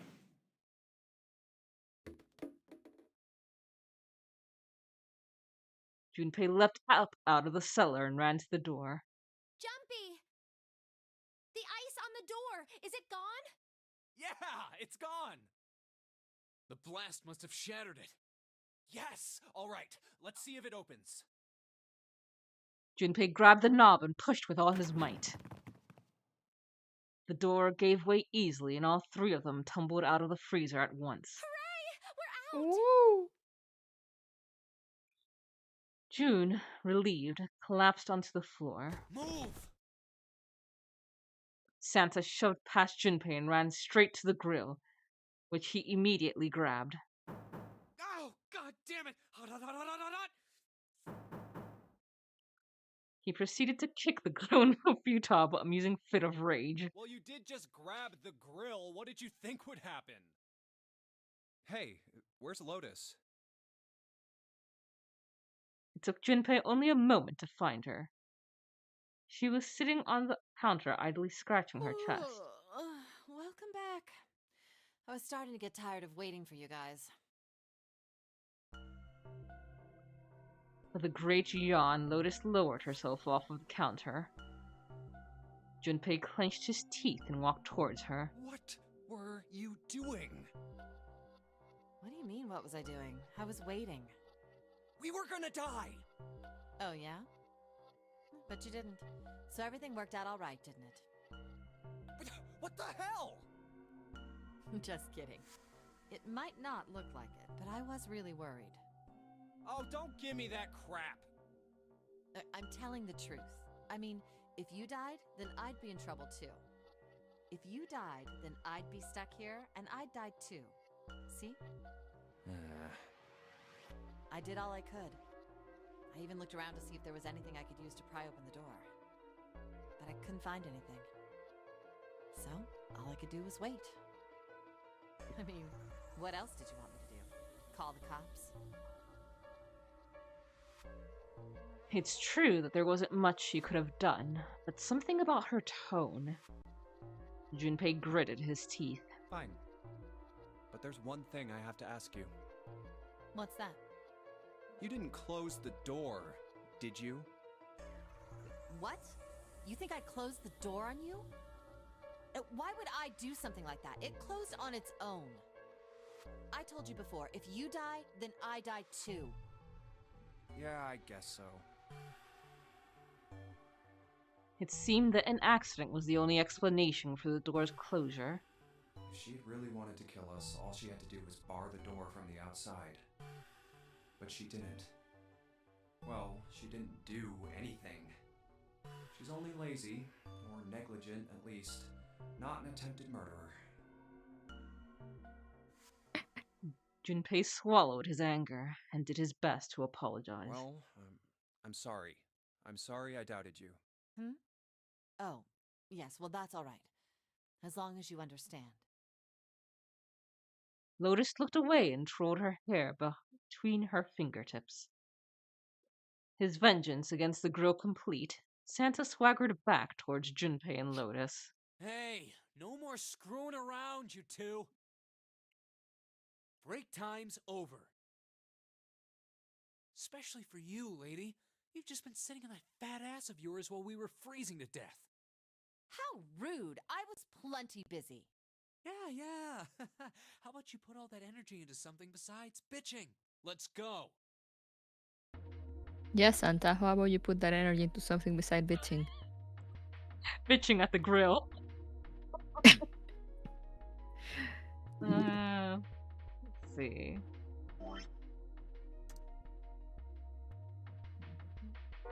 Grill the pork? Guess I'll put this meat on the grill. Hey, what are you doing? What are you going to do if the paper burns? Come on, it'll be fine. I mean, it's not like it's gonna burn right away, right? We just gotta keep an eye on it, and the paper will be fine. Well, they can argue all they want. I'm gonna keep an eye on this pork. I wasn't even thinking about the paper, I just wanted some meat. Cool, looks like it's about time. I'm gonna try and take the paper out. Jumpy, be careful. Sweet of her to care, but I know what I'm... Ow! Oh yeah, he knows. See? I told you. Hey, what the hell are you doing? Hurry up and take the paper out. It's not coming out. This thing's frozen stiff. I can't get it out. So are we going to have to cut the meat? Yeah, looks that way. Knife time. Knife time. Alright, now that I've sharpened the knife... Yes! I cut the pork. Awesome, Junpei. Now we can cut out the paper. Pork note. Pork note. C plus 10 plus F. Do you think it's some kind okay. of code?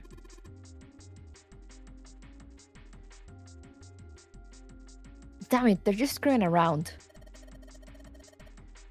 Junpei, do you know what C and F stand for? You think it means corporate finance? I thought it was clever and funny. Now time How to come eat. they all have the worst sense of humor? Mm-hmm. Look at that pork roasting on the grill. Man, that looks so good. Why are they not eating it? The plates.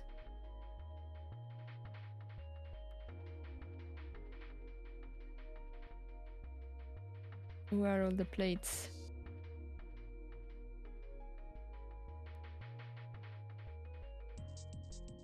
Those plates. There we go. There's a voucher at the end of the counter. The voucher doesn't match the number of plates on the table. It says appetizers 9, meat dish 10, soup A, seafood dish F on the voucher. Okay. Seafood F. And... okay.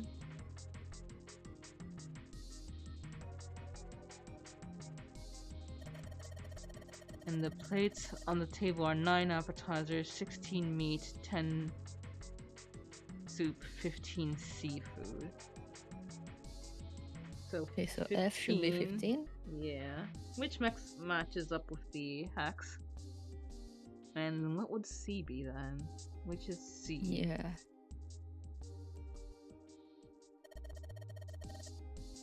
Maybe they're using hexadecimal here. And hexadecimal is... it's a number system that goes 8, 9, A, B, C, D, E, F, 10, 11. You're familiar with base 10, right? That's the normal system of numbers. Base 10 equivalent for hexadecimal numbers would go like this. A is 10, B 11, C 12. Okay. There we go. So... okay.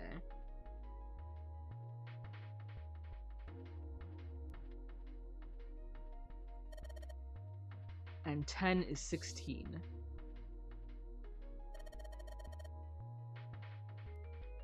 The 10 becomes 16 in base 10. You know, it sounds strange, but you can think of it as just 6 letters added onto the normal number system after 9. A10, B11, C12, so forth.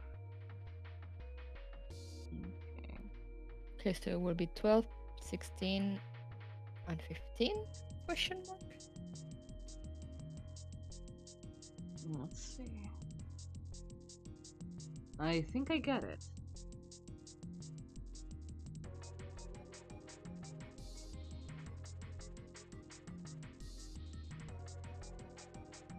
Okay, 12.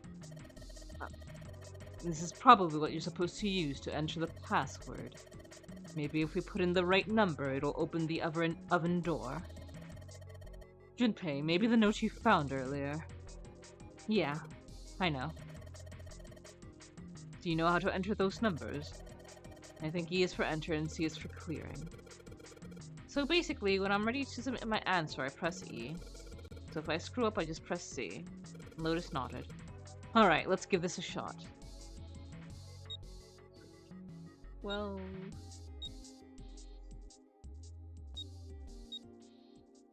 Oh, it's only 3. Okay, so it's math. Why math? 12 plus 16 plus 15, 43. But that does Maybe not we make need 3 numbers. Maybe it's the digital route. So that'd be 376.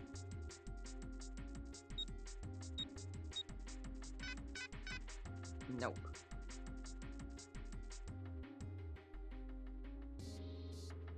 Well, you said 43?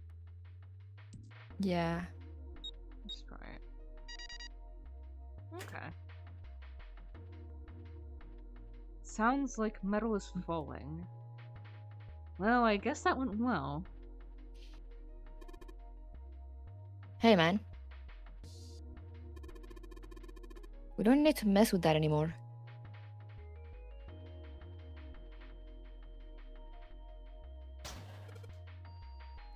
Woo, key Yeah. card. Hi. The door opened. Good job, Jumpy.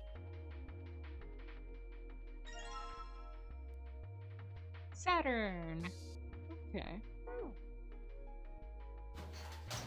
Now we can get out. Whoa! Whee!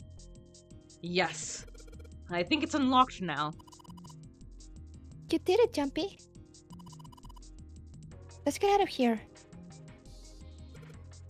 Yes. Let's go.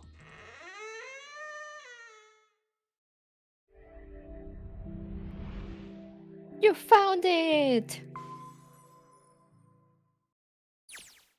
I think we've been here before.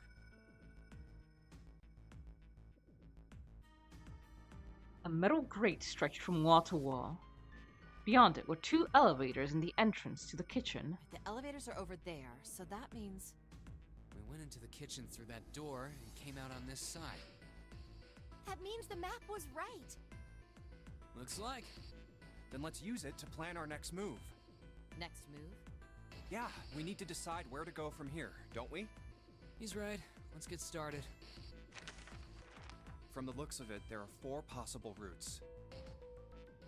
Let's just keep it simple and call them A, B, C, and D. First, A and B. They both seem to connect to a room that looks L-shaped. Yeah, there were 2 doors. But they were both locked. We couldn't open them. Now, Route C. This goes all the way to the main staircase. That means it's door 5, one of the numbered doors. Then do you think we would meet up with the other 4 after this hallway? No, I don't think we will. Why not? Look, there by the stairs. See how the gate is open?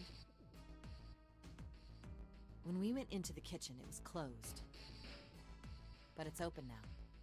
What do you think that means? They opened it. Most likely. And if we take Route C, we're going backwards. That would be pointless. Then that means... All four looked at the map. They all looked at the staircase, its lazy curve leading down deeper into the ship. Route D then. D it is. Let's go. Yup, Route D. Then we're set. Route D, guys! Should we go to Route D? Let's go to Route D! Yeah, Route D. They jog down the stairs until they reach the sea deck.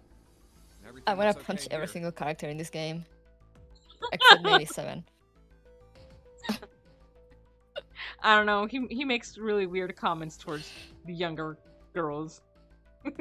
I think he deserves a punch too. Huh. Let's check the next deck just to be sure. Then yeah. I guess everyone gets a punch. Everyone. Some too. Yeah, just like I thought. Mhm. The deck is totally underwater.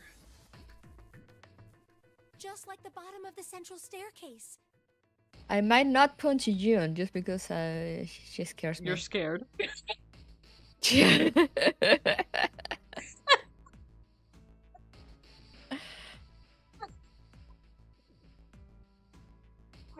You tell her about the one of your gotcha game, like military gotcha games, and she just goes off on a tangent about conspiracy theories. Oh yeah. Oh god. Next thing we know, she's gonna be telling us the Earth is flat. Small comfort. May as well head back to C deck. What else is here? There are 2 elevators over there at the top of the stairs. Just like the floor above. Hold on, these are kind of different. See? There's a card reader on the side. Another strange mark. Hey, look! It's Lotus's symbol. Huh? See? It's the woman symbol with horns on it.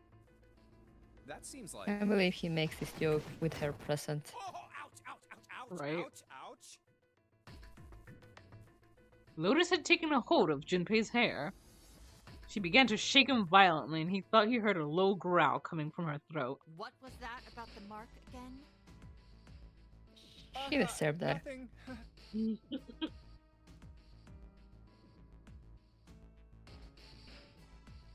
Such violence.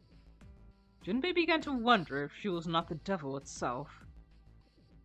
With an uncomfortable smile, Jun spoke up. This is a Mercury symbol. The horns symbolize the wings on Hermes' staff. Hermes, herpes, whatever. If we can't get this thing to work, these elevators aren't going anywhere. In other words, we need a key card with the Mercury symbol on it. In other words, Probably. I guess we can't get on then. Let's just disregard the elevators for now. How about this hallway on the left? Whoa, there's so many doors. they weren't sure how many, but certainly enough to be discouraging. Damn it. If we try and search all these, the sun's gonna go down before we've done half of them. I think the sun already set. I have a feeling this ship is the only thing that's going to be going down anytime soon. That's even worse. Well, we can come back to this hallway later. Let's check the hallway on the other side, shall we? Time to head back to the stairs. To their right was a small Now hallway. the right hallway. Quickly, they headed into it. It was approximately the same size as the alcove in front of the stairs. The hallway led toward the stern, and at its end was a set of double There doors. are doors here too. Well, I guess it's just 4 this time. Let's open them. All right, let's start with this one. Junpei nodded and grabbed the one closest to him. He gave a small tug and felt it Oh. move. It isn't locked. I'm going to open it. Thrilled to have found an unlocked door, he threw it open.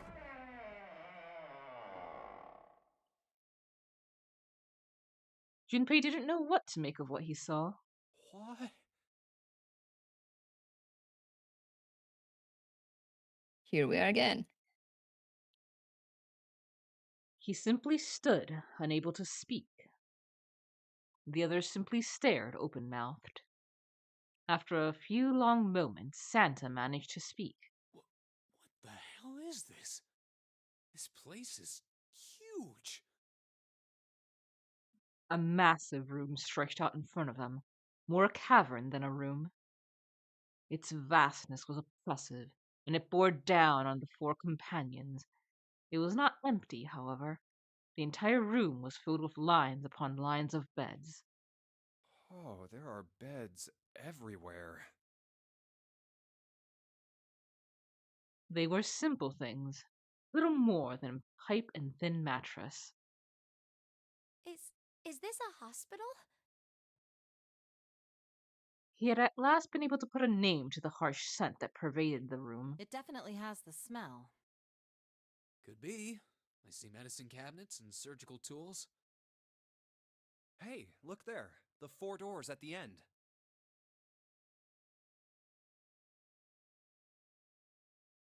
Three of them were emblazoned with large single-digit numbers made with thick red paint. The left door says 3. The second door is blank, but the third has a 7. And the rightmost door is 8. There's no doubt. They're numbered doors. Why is the second door blank? That seems kind of strange, don't you think? No point worrying about it right now. Let's see if these will open first. Yes, that sounds like a good plan. Junpei headed towards the door, weaving his way between the beds. He started with door 3 on the left and moved to the right until he reached door 8.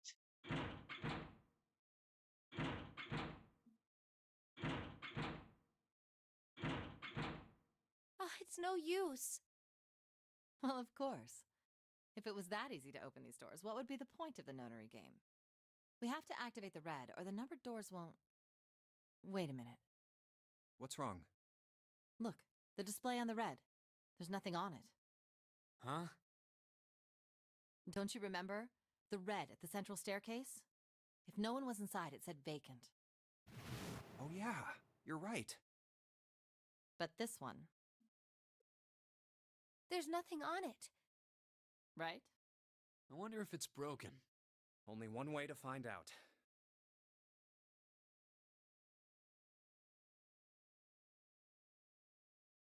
It's not Damn, responding. they really just went for it. All 4 took turns placing their hands over the red, but it refused to respond. It pulled at the lever, and it did nothing. As they soon discovered, it wasn't only the red for door 8 that was behaving strangely. How about the red on door 7? And door 3? None of them are working. What does it mean? I knew it. They're broken. Zero sure sucks at maintenance. No, that's impossible. You really think Zero, who prepared all of this, would make such a stupid, simple mistake? Maybe, but that doesn't explain why this thing ain't working.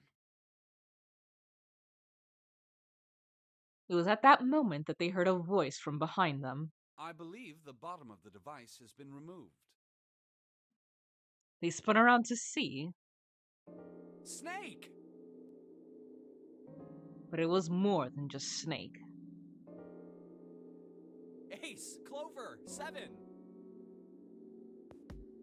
Although they were glad to see one another, it wasn't terribly surprising that they had.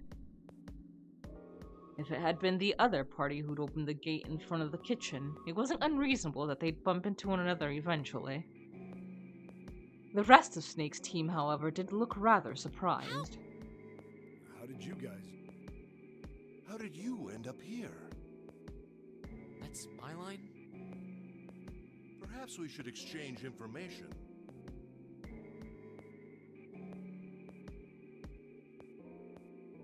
After a moment of silence and surprise, everyone suddenly began to talk, desperate to exchange information.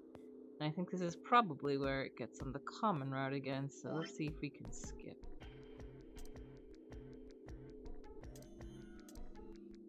Well, they talked about the rooms they'd been through and how they ended up in the same place. Of course, none of it was useful information, but that hardly mattered. They were happy to simply see one another again. Although the level of cheer varied greatly from person to person, each one of them was wearing some manner of smile. Almost as though they had already forgotten about the death of the ninth man. Whomst? No, thought Junpei. Perhaps that wasn't it. Perhaps thoughts of his death were what drove them to smile at one another. Not in a morbid or hateful way, no. The ninth man had died. But they were still alive, and that was something to be happy about. A sort of simple, uncomplicated joy, Junpei thought. The joy of being alive. Still alive. He felt sorry for the ninth man, but more than anything, Junpei was just happy to be alive. There you have it. Our half of the story. His part finished, Ace fell silent. For a moment, Junpei was silent in thought. Then he spoke. Okay, let me see if I got all this straight.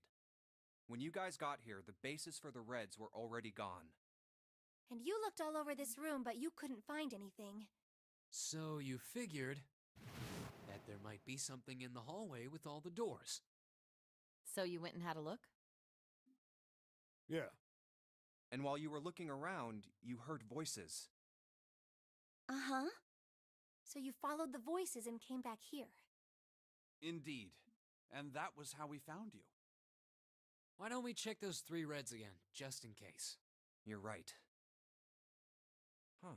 There's a long, thin gap on the bottom. I think it's a slot for something. Probably electronic. Well, this isn't good. If the red is inactive, we can't keep going. Well, what about that hallway over there? Isn't there anywhere else we can go? No, there isn't. There are plenty more hospital rooms, but nothing else. Hospital rooms. That's what's behind all those doors? Yes. There are a number of individual rooms in addition to this large one. There was a door at the end of the hallway, but it was locked. There was an astrological symbol engraved near the keyhole, however. I was able to get a good feel of it. I believe it was the symbol of Jupiter. Not again. Those goddamn things are everywhere. I wonder what they all mean. For a moment, everyone was silent in deep thought. While we're asking what things mean, what's the deal with this room? I mean, I thought this was a cruise ship, but I can't imagine a cruise ship would have a hospital like this. Of all people, it was Seven who answered, and with calm confidence. Well, I figure it's probably a hospital ship. Chances are it's the Gigantic. The Okay, we Gigantic? went through this. Yeah, I'm pretty sure.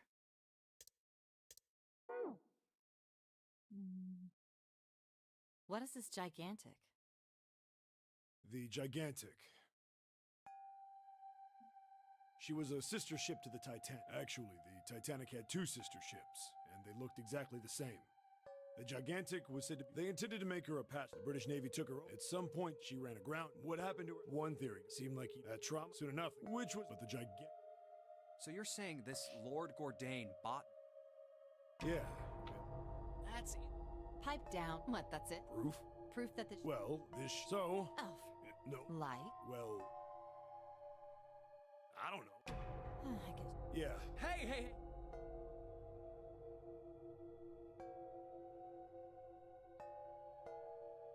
Yeah. Your point being? Wait. Why? Oh, I told him... What?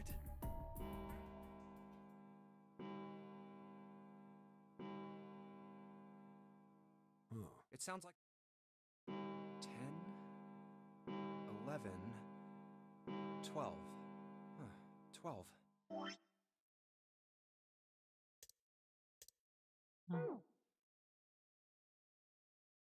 It's midnight.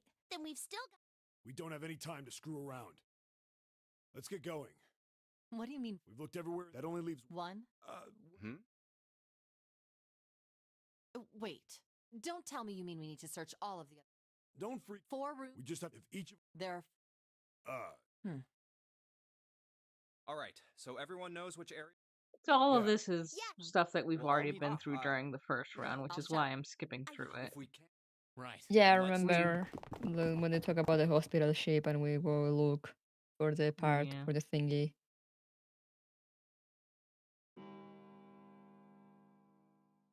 It's a 1.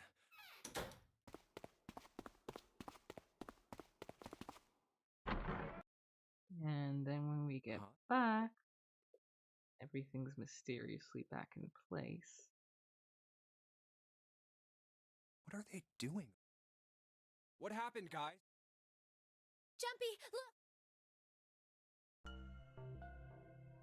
Vacant. But no one has any idea Well, who What it the was hell? that fixed them. Well, that's the thing. You don't know. When I got back, there was no one else. That means I'm the missing part. What? You're right. What about? They're the same. Let me take a. It's just. All right. Nobody. Correct. none. Huh. Where's Snake? And that's when we notice that Snake is Does that mean that missing. I've no idea. I don't suppose. well, whatever. Maybe. Yeah. No! Yeah, my sweet. I'm gonna go. Hey. Well, damn it. Well, No! Oh. Then remain. We've only. So now the decision comes as to how they're going to Let's split up. proceed. All right. Or no, they start looking for Then I Snake shall look that first. way. I'll be over. let's see you. All right. Yes, but. How about the casino on B deck?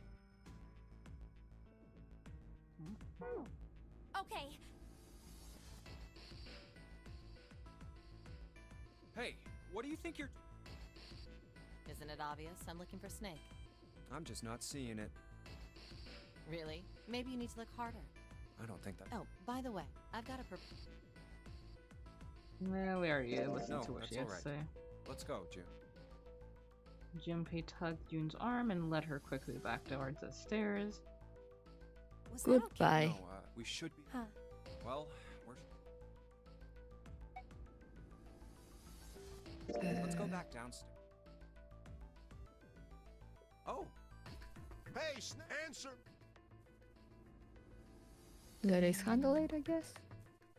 why don't we Do just? we need any of these mind, but- interactions or? Well, let's go take a look around the I casino. think there Okay, might be one that might be good to do. Let me double Hmm. check. Let's try somewhere Oops. else.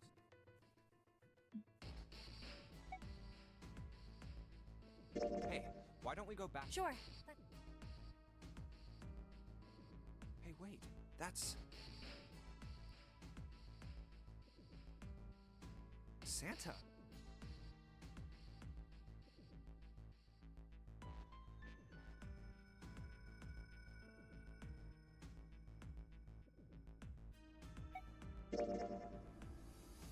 I doubt we'd learn anything from him anyway. Jumpy? No, nothing. Let's go, June. Junpei took June and left a large hospital room.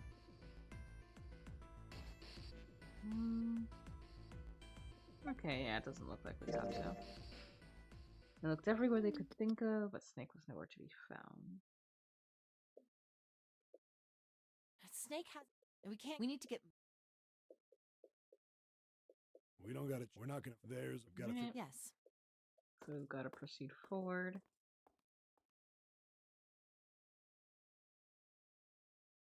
Why don't we decide on? Well, And perhaps here's you've where all she figured it figures We can't out all that make- if we split currently into we two, can't we go split into forward two, with the but if we entire split into party.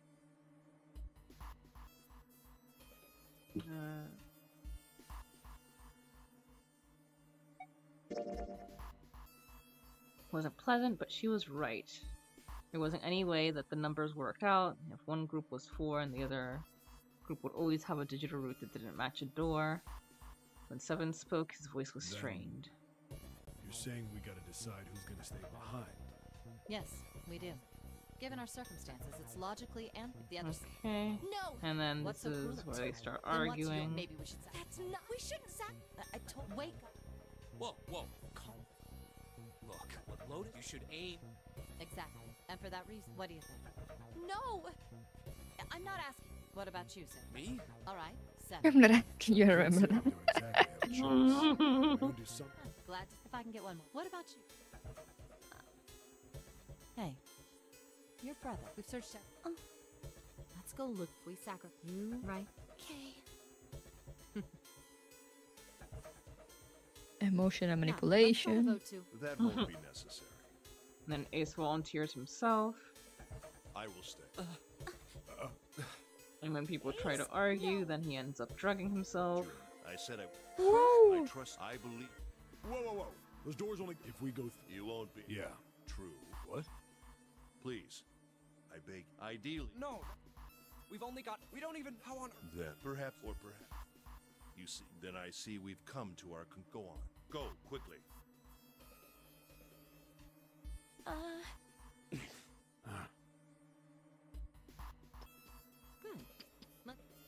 Good. Perhaps I'll. It may be.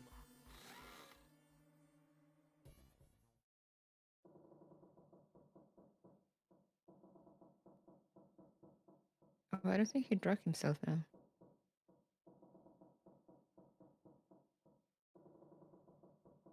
Well, what? We're wasting. You're right. 7. Serious. You two. There has to. Right? Just say something. Yeah. There's. Fine. Oh, now. Ace! Come on, Ace. We just have.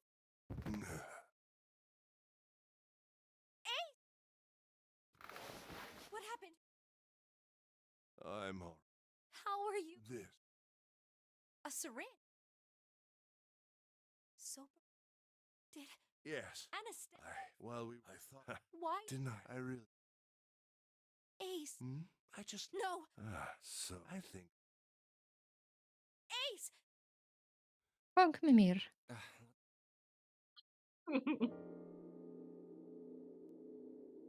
Well, we really don't have a choice now. We can't let his right? Like you even mean that? You say something? No, nothing. Yeah. Huh? Well, we have. Oh, yes. Enough of this. You first. It's the same number as my bracelet. Got it.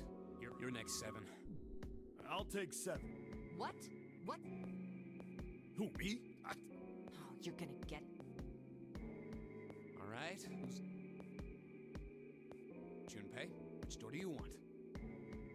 So, surprisingly, we need to go through door 7 again, so we should be able to zoom by that real quick. But since we have okay. information that we didn't have before, I we'll get some new dialogue options. think. Okay.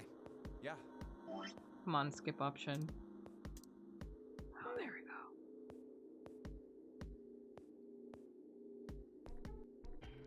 Woo! Look at all that text.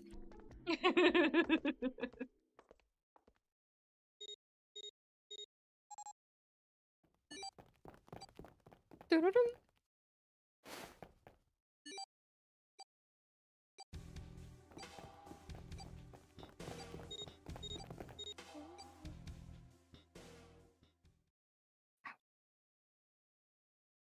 Is the kitty being naughty? Yeah.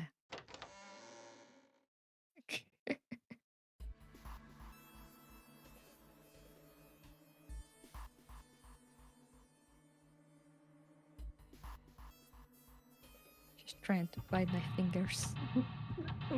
Maybe you shouldn't have such tasty fingers then. Kuru Do we need tenders. to do the puzzles again if we already did them, or? Maybe not. That's a good question. The only thing I'm a little concerned about, maybe skipping them, is not doing the new dialogue. But let me just go ahead and grab a walkthrough for the rooms itself. Shouldn't take too long.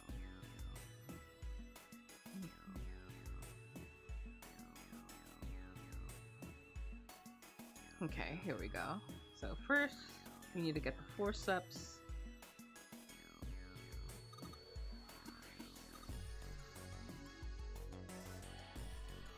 Oh, we got a scalpel. The scalpel.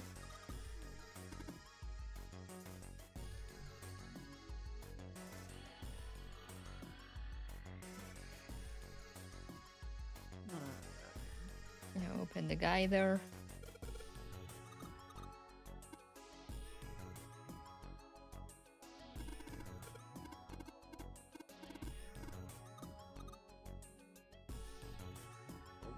So there you are. There's the forceps. And then the bench. Here to have the fake chest. Forceps on the mannequin.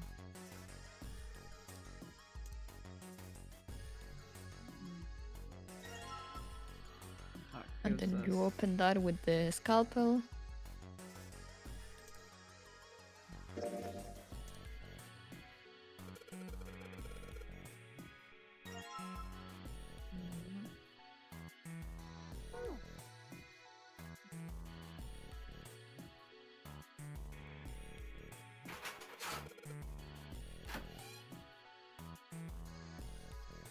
Okay. Examine note on the table.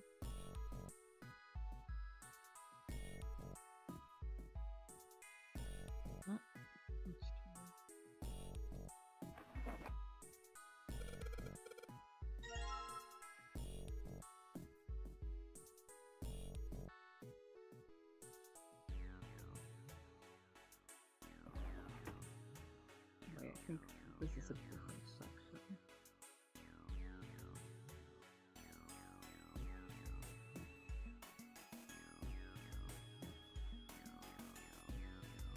How do you... Go back.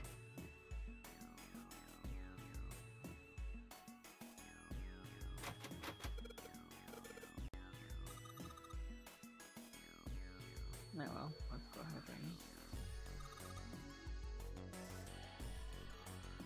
This is the one we had to light up different things to open these doors.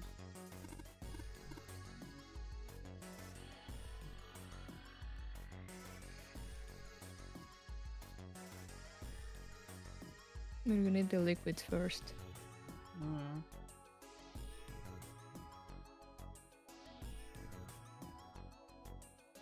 Go back. I'm trying to. But with the back arrow.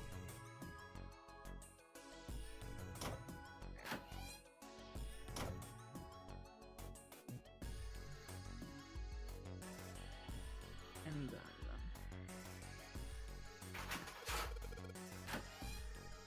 okay, All this right. is the ammonia one. Okay.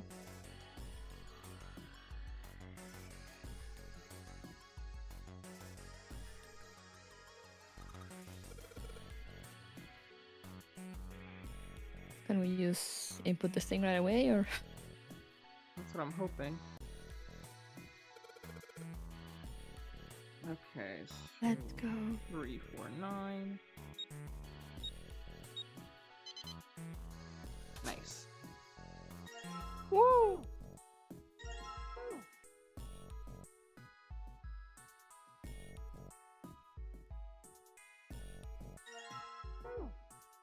There's the red liquid, the blue liquid.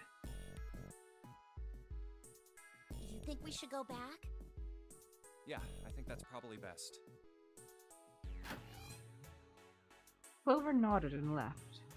Junpei was about to follow her when he realized that Seven wasn't following suit. Hey, Seven, what's up? Oh, well, He looked up at Junpei distractedly and then looked back down at the brown bottle he had cupped in his large Is hands. that a medicine bottle? I got curious about it. Here, In response, Seven tossed the bottle gently to Junpei. He caught it and twisted it around to read the label. Ethylene diamine tartrate? yeah, that's right. CDT. What kind of medicine is that? Uh-huh. It's not medicine. I think it's an industrial strength detergent. Why would they have something like that here? Well, probably to clean stuff up. Clean what up? Fuck if I know. It looks like it's cleaned my brain up. Junpei looked up from the You bottle. remember something? Yeah. Seven nodded slowly and Well, spoke. I remember a story about EDT. Happened about 50 years ago. There was this factory somewhere in America making big old EDT crystal. They were making it to sell as an industrial strength cleaner, like I told you before. But a year after the factory started up, something strange started happening with the crystals they were building. Water molecules started attaching themselves to the EDT crystals. This made them into a sort of mutation of the original crystals, called a hydrate. Once the crystals turn into a hydrate, though, it's useless as a cleaner. The factory had to just dump the crystals. As a hydrate, they were useless. But it didn't end there. After that day, the same thing started happening in EDT factories everywhere, even ones nowhere near that first American factory. They'd been making crystals the same way, with the same materials and the same equipment and environment. But now, all of a sudden, every single crystal they formed turned into a hydrate. In fact, ever since that day, no factory anywhere has been able to make a pure EDT crystal. Even in EDT research done years before, they'd never gotten a hydrate. After it happened at the first factory, it just spread. It was like, how do you say it? Like the molecules were communicating with one another, transmitting information in a way humans couldn't perceive. This phenomena spread throughout the world, right? Junpei looked up at Seven with half a smirk. Seven stared at him, dumbfounded. Yeah, that's it exactly. But how did you know? I heard another story, kind of like that one. When? In the freezer? What? The freezer? In the freezer. Yeah, June told me. Junpei told Seven the story he heard from June in the freezer in the kitchen. How one day glycerin began to crystallize, and the story of ice that wouldn't melt at room temperature. When Junpei was done, Seven looked thoughtful and absent-mindedly rubbed the scar on his chin. Ice that doesn't melt at room temperature, huh? That sounds familiar? Yeah, hold up. I feel like I can remember something. It's right there. Seven squinted.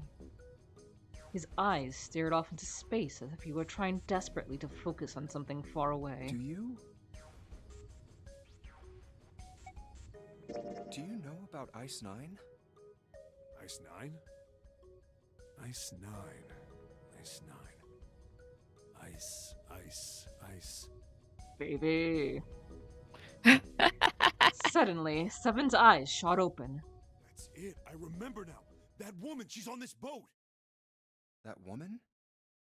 Alice! Who's Alice? Come on. The woman who won't melt at room temperature. Huh? It became clear to Seven that Junpei had no idea what he was talking about. He ran his hand across his face and took a deep breath. You know how the Titanic sank on April 15th, 1912, right? No, never heard of it. Yeah. What's a Titanic? Worst maritime accident in history. What about it? Did you hear about the boat that was sent to collect the dead bodies? I think that was the RMS Carpathia, right? It was a cruise liner, just like the Titanic. No, that was the ship. That scared the shit out of me, thank you. What? I think something just activated like a voice modifier for you. Oh yeah, sorry. I think I had it on the voice buttons in case I needed to do a voice, and my cat pressed something when she jumped off.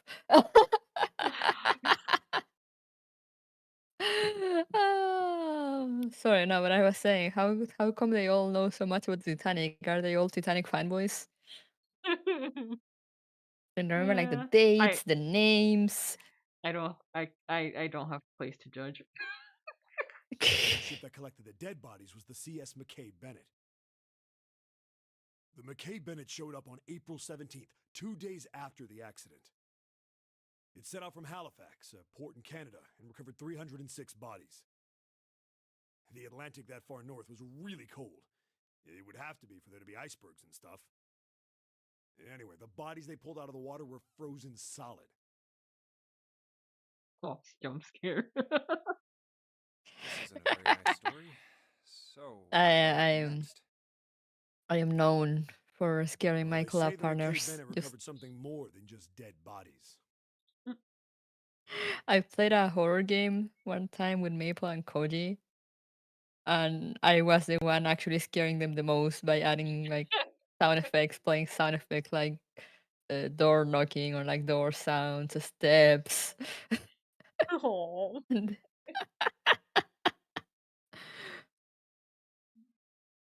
There were various bits of stuff floating around in the water. Things the drowned had carried with them, or stuff that dislodged as the ship sank. One of the things they found was a coffin. A coffin? Yeah, a wooden one. The craftsman who made it must have been pretty skilled. It wasn't just a wooden coffin. It was all wood, no nails, no reinforcements, no gaps in the wood anywhere. The thing was airtight. The crew got pretty curious about what might be inside it and opened it up. They had to get a wedge and hammer it open. It was so well made. Inside, they found a woman. Or, I guess you should say, they found the dead body of a woman. Her hair was thick and black, and her skin rich brown with no blemishes or signs of decomposition. They say that she looked gorgeous, like a goddess. She was obviously dead, but everyone who looked at her said she just looked like she was sleeping. Her skin was so lifelike, she looked like she might wake up any minute. But she didn't, though. Like the rest of the bodies they found, she was frozen solid. Eventually, the McKay Bennett finished searching and returned to Halifax.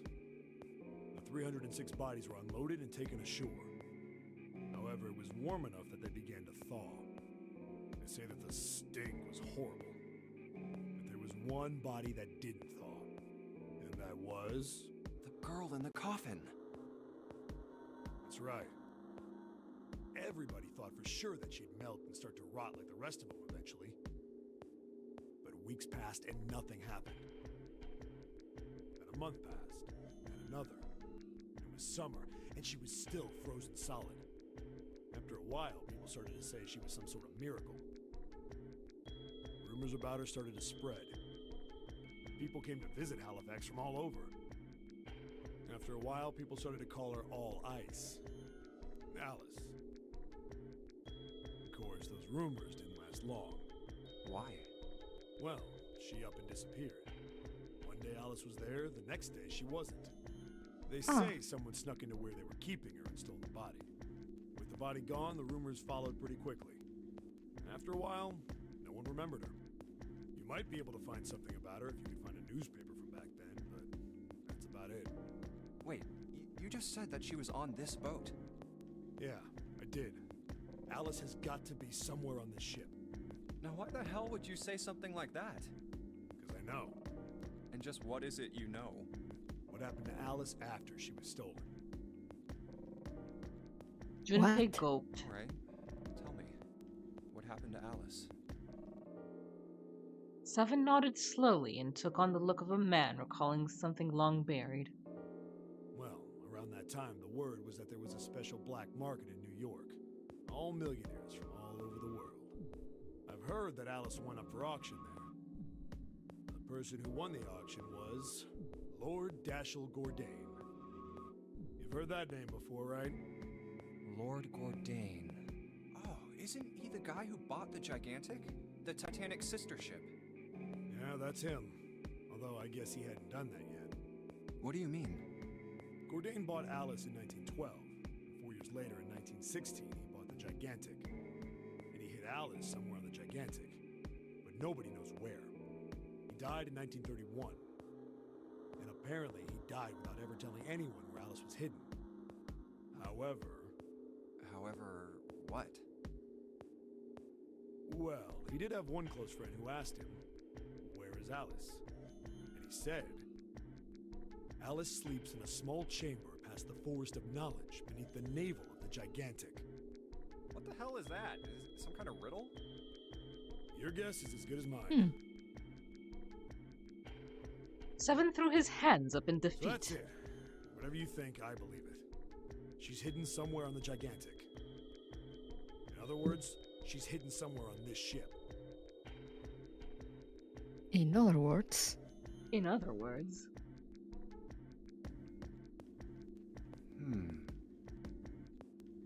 before Junpei could dispute Seven's rather bizarre claim, as Junpei was trying to figure out what on earth he was going to say next, Clover's shrill voice pierced the room. Hey! What are you two doing over there? Stop wasting time and get over here! Okay, we're coming. Jeez! Seven looked at Junpei. Yeah, so anyway, that's the story. It might be useful someday. Don't forget it. With that cryptic remark, he turned and left the room. Alice. Huh. Junpei was left behind to ponder what he'd just heard. He tried to remember what June had told him earlier. That mummy wasn't just a normal mummy. They say that she was frozen.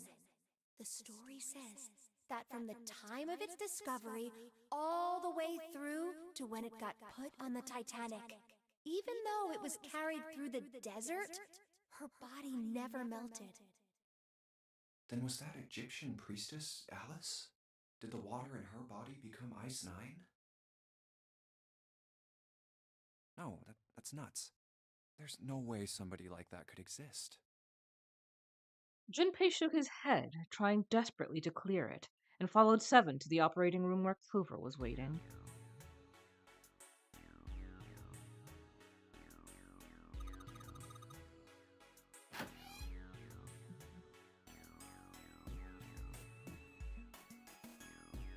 got the liquid now.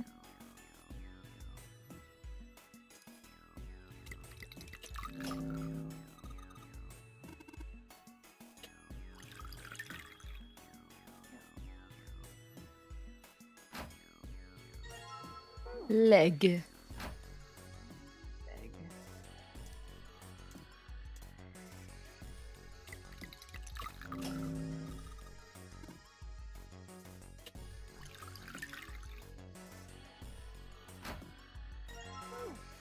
Leg.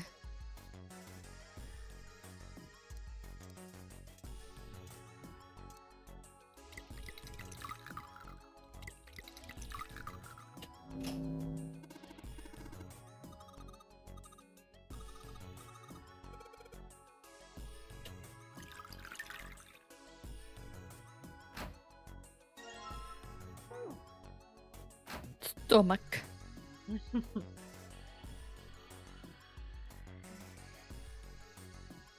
Now I think we can put them together, or are we missing any part? Let's see. Remove sheet from second medical table. Okay.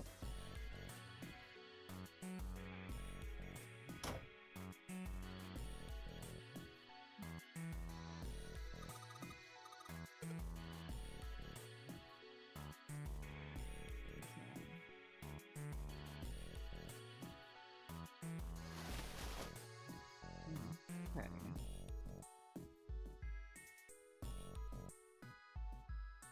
Replace these parts.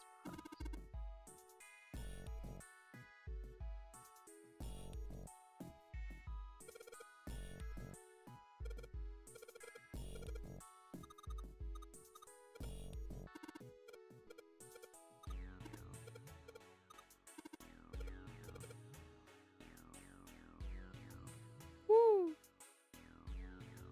Okay.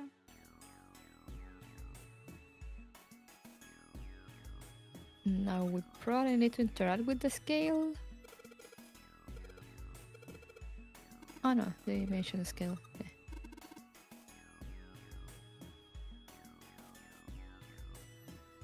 Okay, so we need to get her to 52. Oh, it doesn't say which we should change.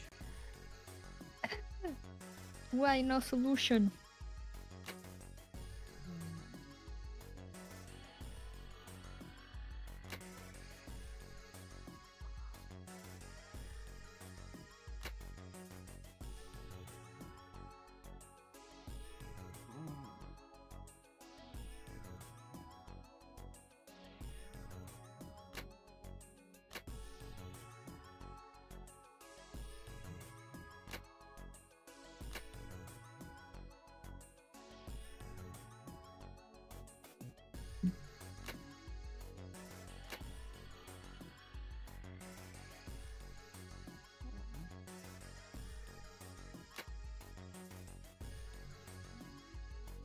Can you change the hearts? Yeah, I've changed the hearts. We need to try and bring Oh, her yeah. up to 53.2.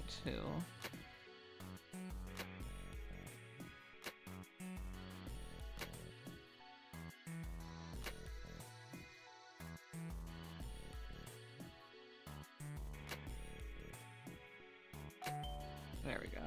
Woo!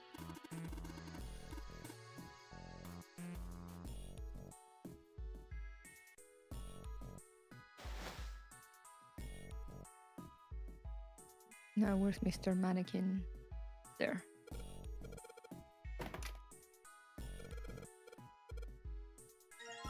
Now we got the key and we can get out of here.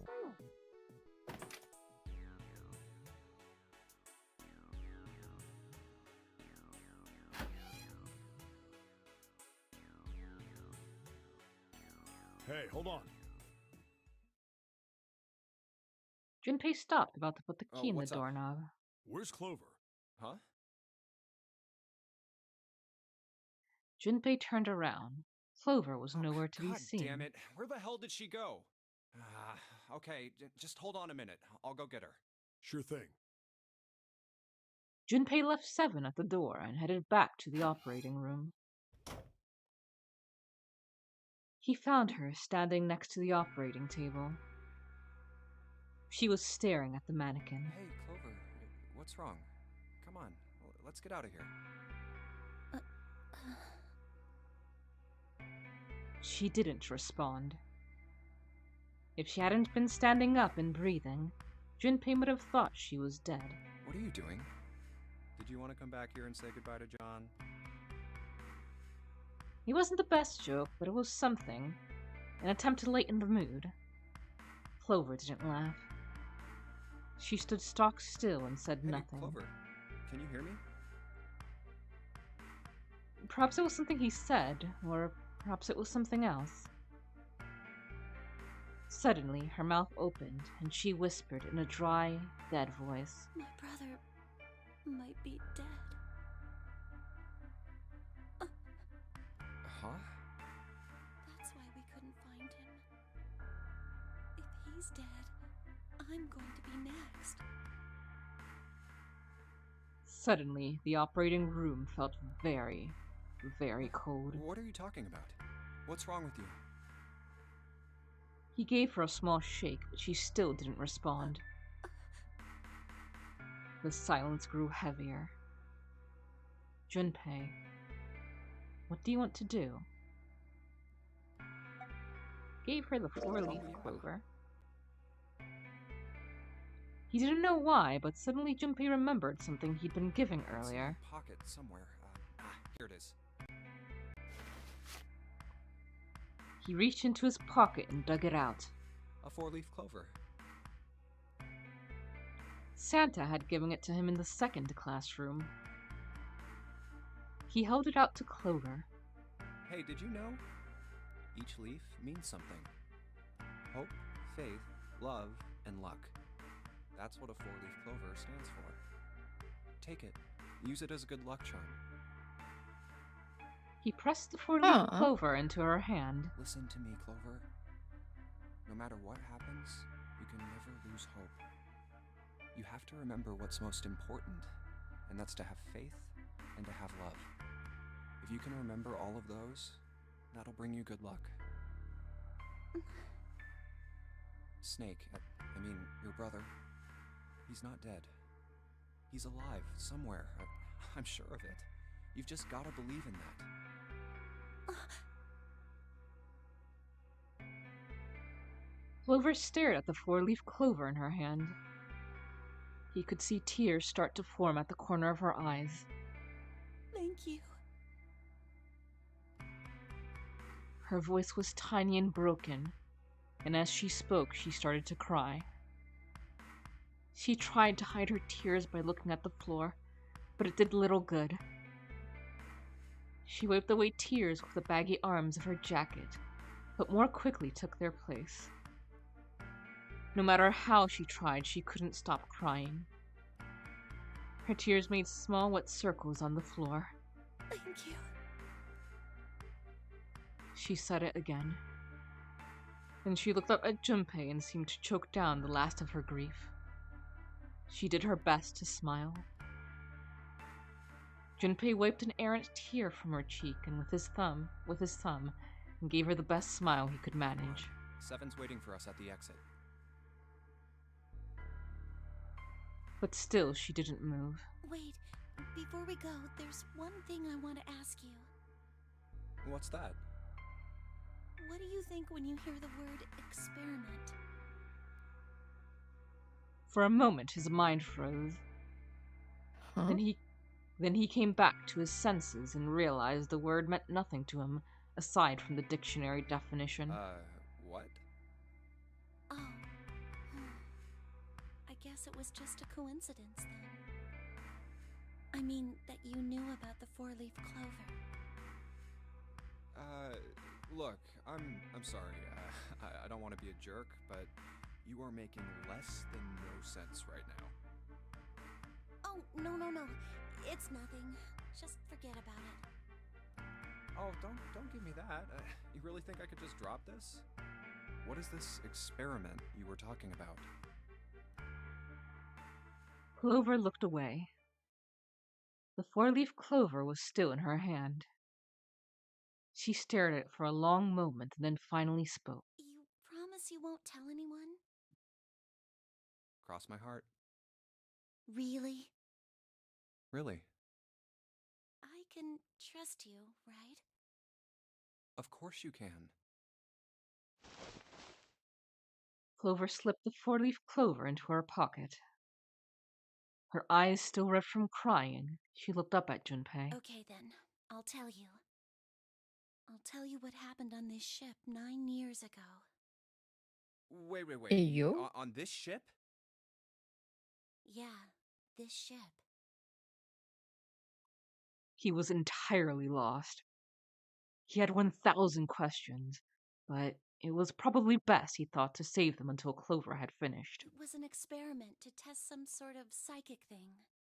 Communicating through these fields that you can't see. Fields that you can't see? He'd heard something like this before. Clover nodded. Like, think about this. She pointed at the operating table. On top of it was a somewhat mismatched medical mannequin whose parts had been swapped with another mannequin. This is John, right? But is he really John? Huh? All Junpei could think was, he has finally completely lost it. Isn't this like Locke's socks? Or the ship of Theseus? Okay. Junpei grew even more confused. He'd never heard either of those things, although they sounded smart. You don't know? You haven't heard of those paradoxes? No? Junpei shook his head. You and I did a little Ship of Theseus RP way back when. Really? Damn. Clover laughed. Okay, well pay attention then. This is how Locke's socks works. Let's say I've got a pair of socks. They're my favorite socks. One of them gets a hole in it. What would you do if that was your sock, Junpei? What would you do, Is Kuru? this important? Is this important? I don't think so. Let me double check though. If not, I'd say throw it away. Oh, it is That's what I do with important. my socks. Patch it up. Get some cloth and close up the hole. But what if another hole opens?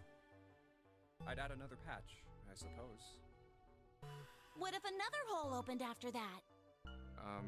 Another patch, I guess?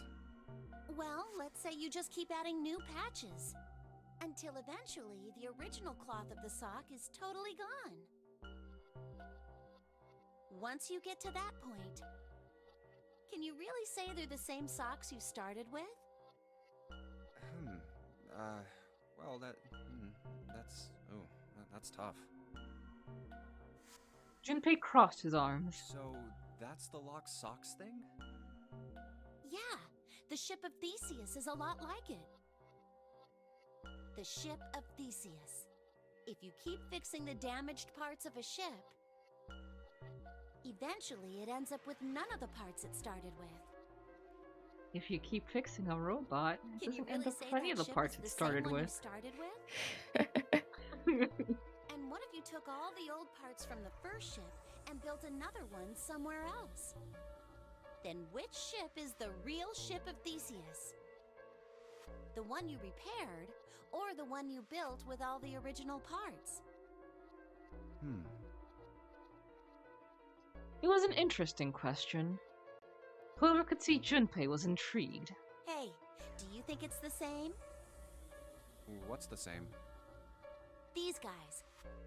Is this John, or is it Lucy now? Junpei looked at the operating table again. A mannequin full of body parts from a different body. Clover had been right. It was just like locked socks in the ship of Theseus. Part of the body that holds a person's identity is the head. Of course, for many hundreds of years, conventional wisdom had held that a man's identity resided in his heart, or any of a number of internal organs. And here they had both. John's head and heart are both his. But apart from those, and a single arm, the rest of his body was once Lucy's. Was that mannequin really John? We're just like these mannequins. She looked at Junpei Think again. about it. The cells in our body change every day. Old ones die and new ones are born. Maybe part of my arm is made of stuff from a fish I ate once. Or maybe part of your right side is made from a cow you ate. If you take it a little further, those cows and fishes are made from something else too, right? That's how we're all connected. Through fields that can't be seen with the naked eye. The silence was broken by Seven. Hey, what the hell is taking you two so long? Seven's head appeared in the doorway. He was not How happy. long are you gonna make me wait? We don't have time to screw around.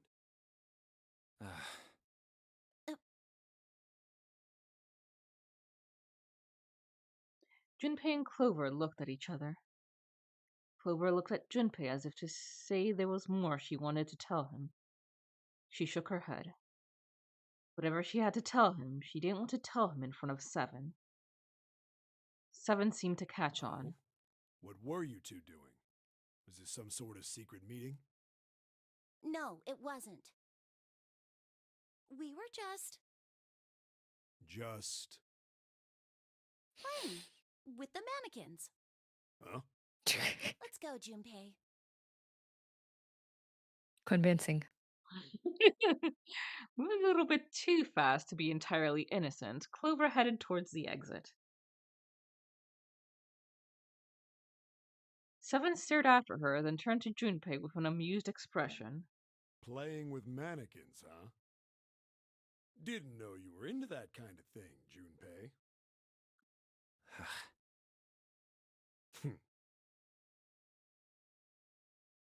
You're a dick.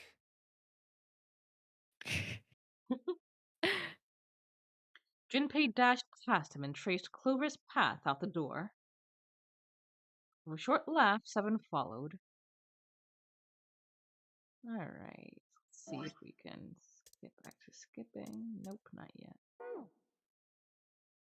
Junpei took out the Jupiter Right. key. I'm gonna open it now. Is that cool? You don't need to keep asking, just do it, alright?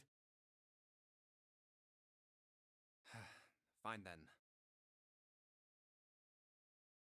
Open the door. He slid the key into the keyhole and turned it.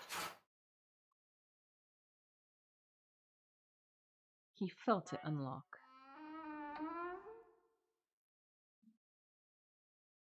The door opened with a soft, melancholy creak.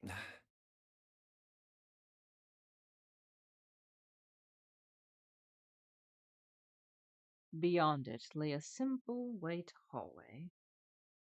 There was no fanfare or confetti. Obviously, there was no one there to applaud them. They simply walked through the door. That was it. All right, let's get going. Hey, man, what's up with you? You're so serious, you know? Can't you sound more happy, get a little excited? Not really. Junpei turned away from Seven and took his first step down the simple white hallway. My brother might be dead. I'm going to be next. Clover had told him only a few minutes before that her brother was probably dead, and she was likely to follow him. Like hell I can. Not after hearing something like that. You found it! Yay! They left the operating room. Okay, let's skip through all this.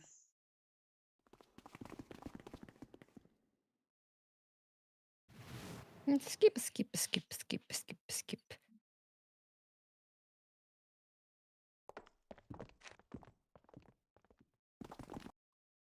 So I think we've gotten all the story checks, The key? but we will have to. Which key are they talking about? We found the key we need. Okay. Yes. Ain't that what I just said? I'm talking about the Jupiter key. We found it in the operating room. Right, Junpei? Yeah. Junpei Oh, nodded. the solar system keys. Actually, we found one in the laboratory too. Here, the Earth key. Lotus dug out a still warm key with an Earth symbol on it. I might lose it. It's probably better if you hold on to it. That way it won't be my fault if it gets lost. Yeah. On it. I love that line. It's such a fucking mood. It won't be my fault. In fact, Now we've yeah. been through all this. The Jupiter key that... The Saturn... It's just slightly And the different Earth. since we've been in different rooms. The Jupiter key is supposed to. Yeah, if the map's... Then... Wait!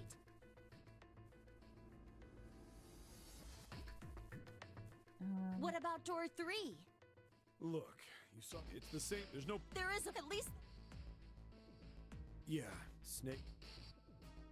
Very. I've had it so simple. Huh? Damn, so... Yes. All right. Okay, we're heading out. There we go.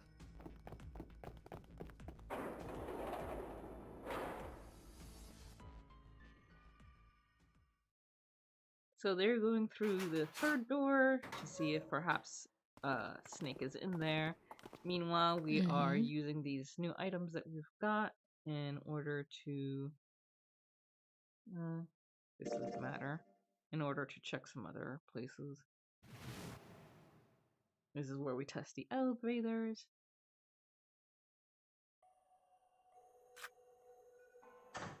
We're going to continue to skip the cursed dialogue. Yay!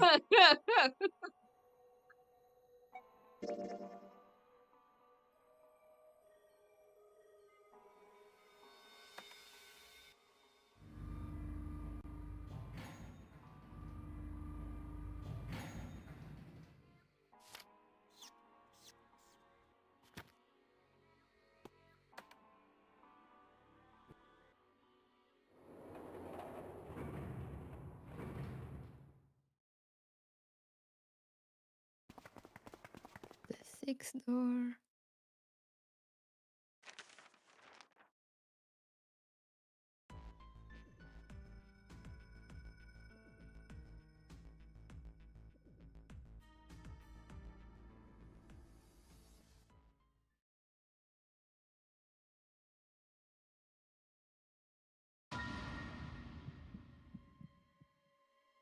And this is where we find Snake dead. Dodge. With the LLR.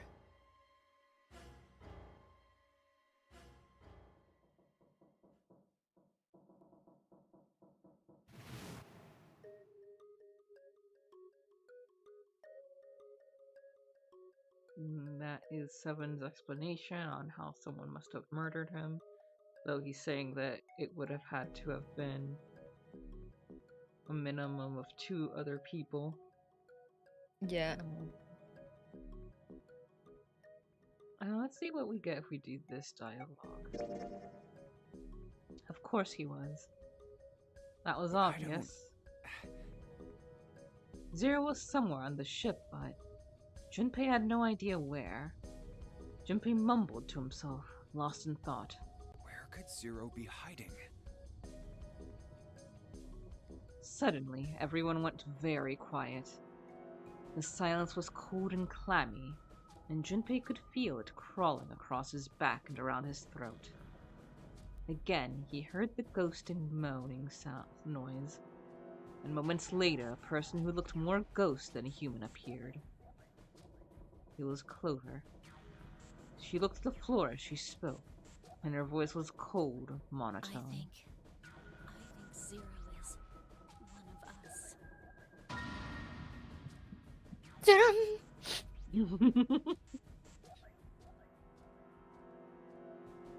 Every human body in the room froze. The only sound was a muffled rustling of breath. Eyes darted from face to face. One of those faces was the face of their jailer. But who? Was he one of them? Well, that's possible. Huh? Like Clover said, Zero might be one of us. What are you saying, Jumpy? Didn't you hear what Ace said? Exactly. I said we shouldn't suspect one another for no reason. No reason. I've got a great reason. And what's that? The bracelets. He held out his left Why are arm. the bombs in our bodies connected to the bracelets? You're all thinking Zero's hiding somewhere watching us, right? If he's doing that, then he could just detonate the bombs by remote control if someone did something they weren't supposed to. It would be a lot more precise and a lot easier. But if that's the case, then why is the bomb set off by the detonator in the bracelet? Huh. You got a point. I'm not done. Try applying the same ideas to the nonary game. All of the puzzles here run all by themselves. In other words, In other words? In other words. Zero doesn't have to be controlling them for the game to move forward. Why's that? Why would Zero bother to do something like that? Junpei let the question hang in the air and looked at the others. It was Santa who So answered. let's say you and Clover are right. Zero's one of us. If that's the case, then it'd be really hard for him to keep track of all of us or control anything remotely. That's why all the puzzles run by themselves. That's what you're getting at, right? Yeah. Junpei nodded. Seven, when we were talking earlier, you said any one of us could be Snake's killer, right? Yeah, something like that. Alright then. I've got a question for you, Ace. You said something like Zero must be the one who killed Snake, right? Yes, something like that. I can't think of any other explanation. So what do we get if we combine those? They fit together pretty well, I think. Something like this. Whoever killed Snake is Zero. Hence, Zero is one of us. Seven and Ace's theories aren't mutually exclusive. They actually complement each other pretty well. At least they do if Zero is one of us. No one spoke. Their faces were grim, but Junpei wasn't sure if they believed him or not. Finally, Lotus spoke up. What were his motives? His motives? Yes, isn't that pretty important? Why would Zero want to hide as one of us? Oh, well, that's because... Junpei choked. He hadn't thought of that, and he had to be honest with himself. He had no idea. I don't know. Lotus sighed. Well, so much for making a persuasive argument, Junpei. In other words, you only had circumstantial evidence. In other words. In other words. I don't really think that's enough to go on, you know? Ah, Junpei was painfully aware of their eyes on him and their disapproval. He tried to find something else, anything else to look at. Then, in that horrible silence, they heard a bell begin to ring. It was the clock at the central staircase. It's 3 in the morning. That means we have 3 hours left. Then we need to move now. Seven, Clover, Junpei.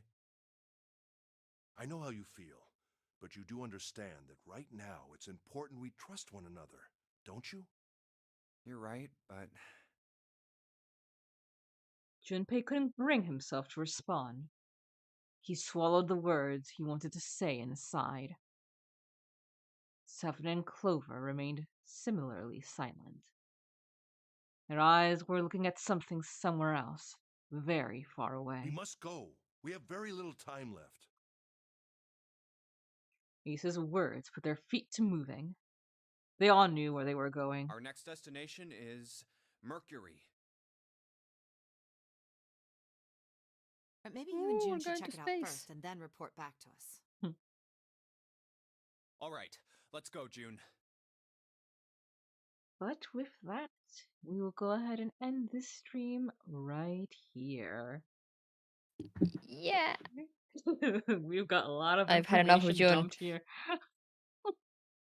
She's looking at you with determination. You are not going to escape. No, I've had enough of her for one day. She needs to tell you about how birds aren't real and how after 9/11 in the United States, the government replaced all birds with camera drones. If it flies, it spies, No. Kuru. No.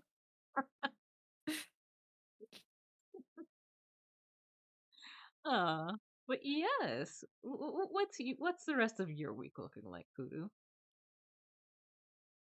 Well, I'm not doing anything tomorrow. On Friday, as I said, I'm doing my Lego assembly stream, Sonic Lego / birthday celebration.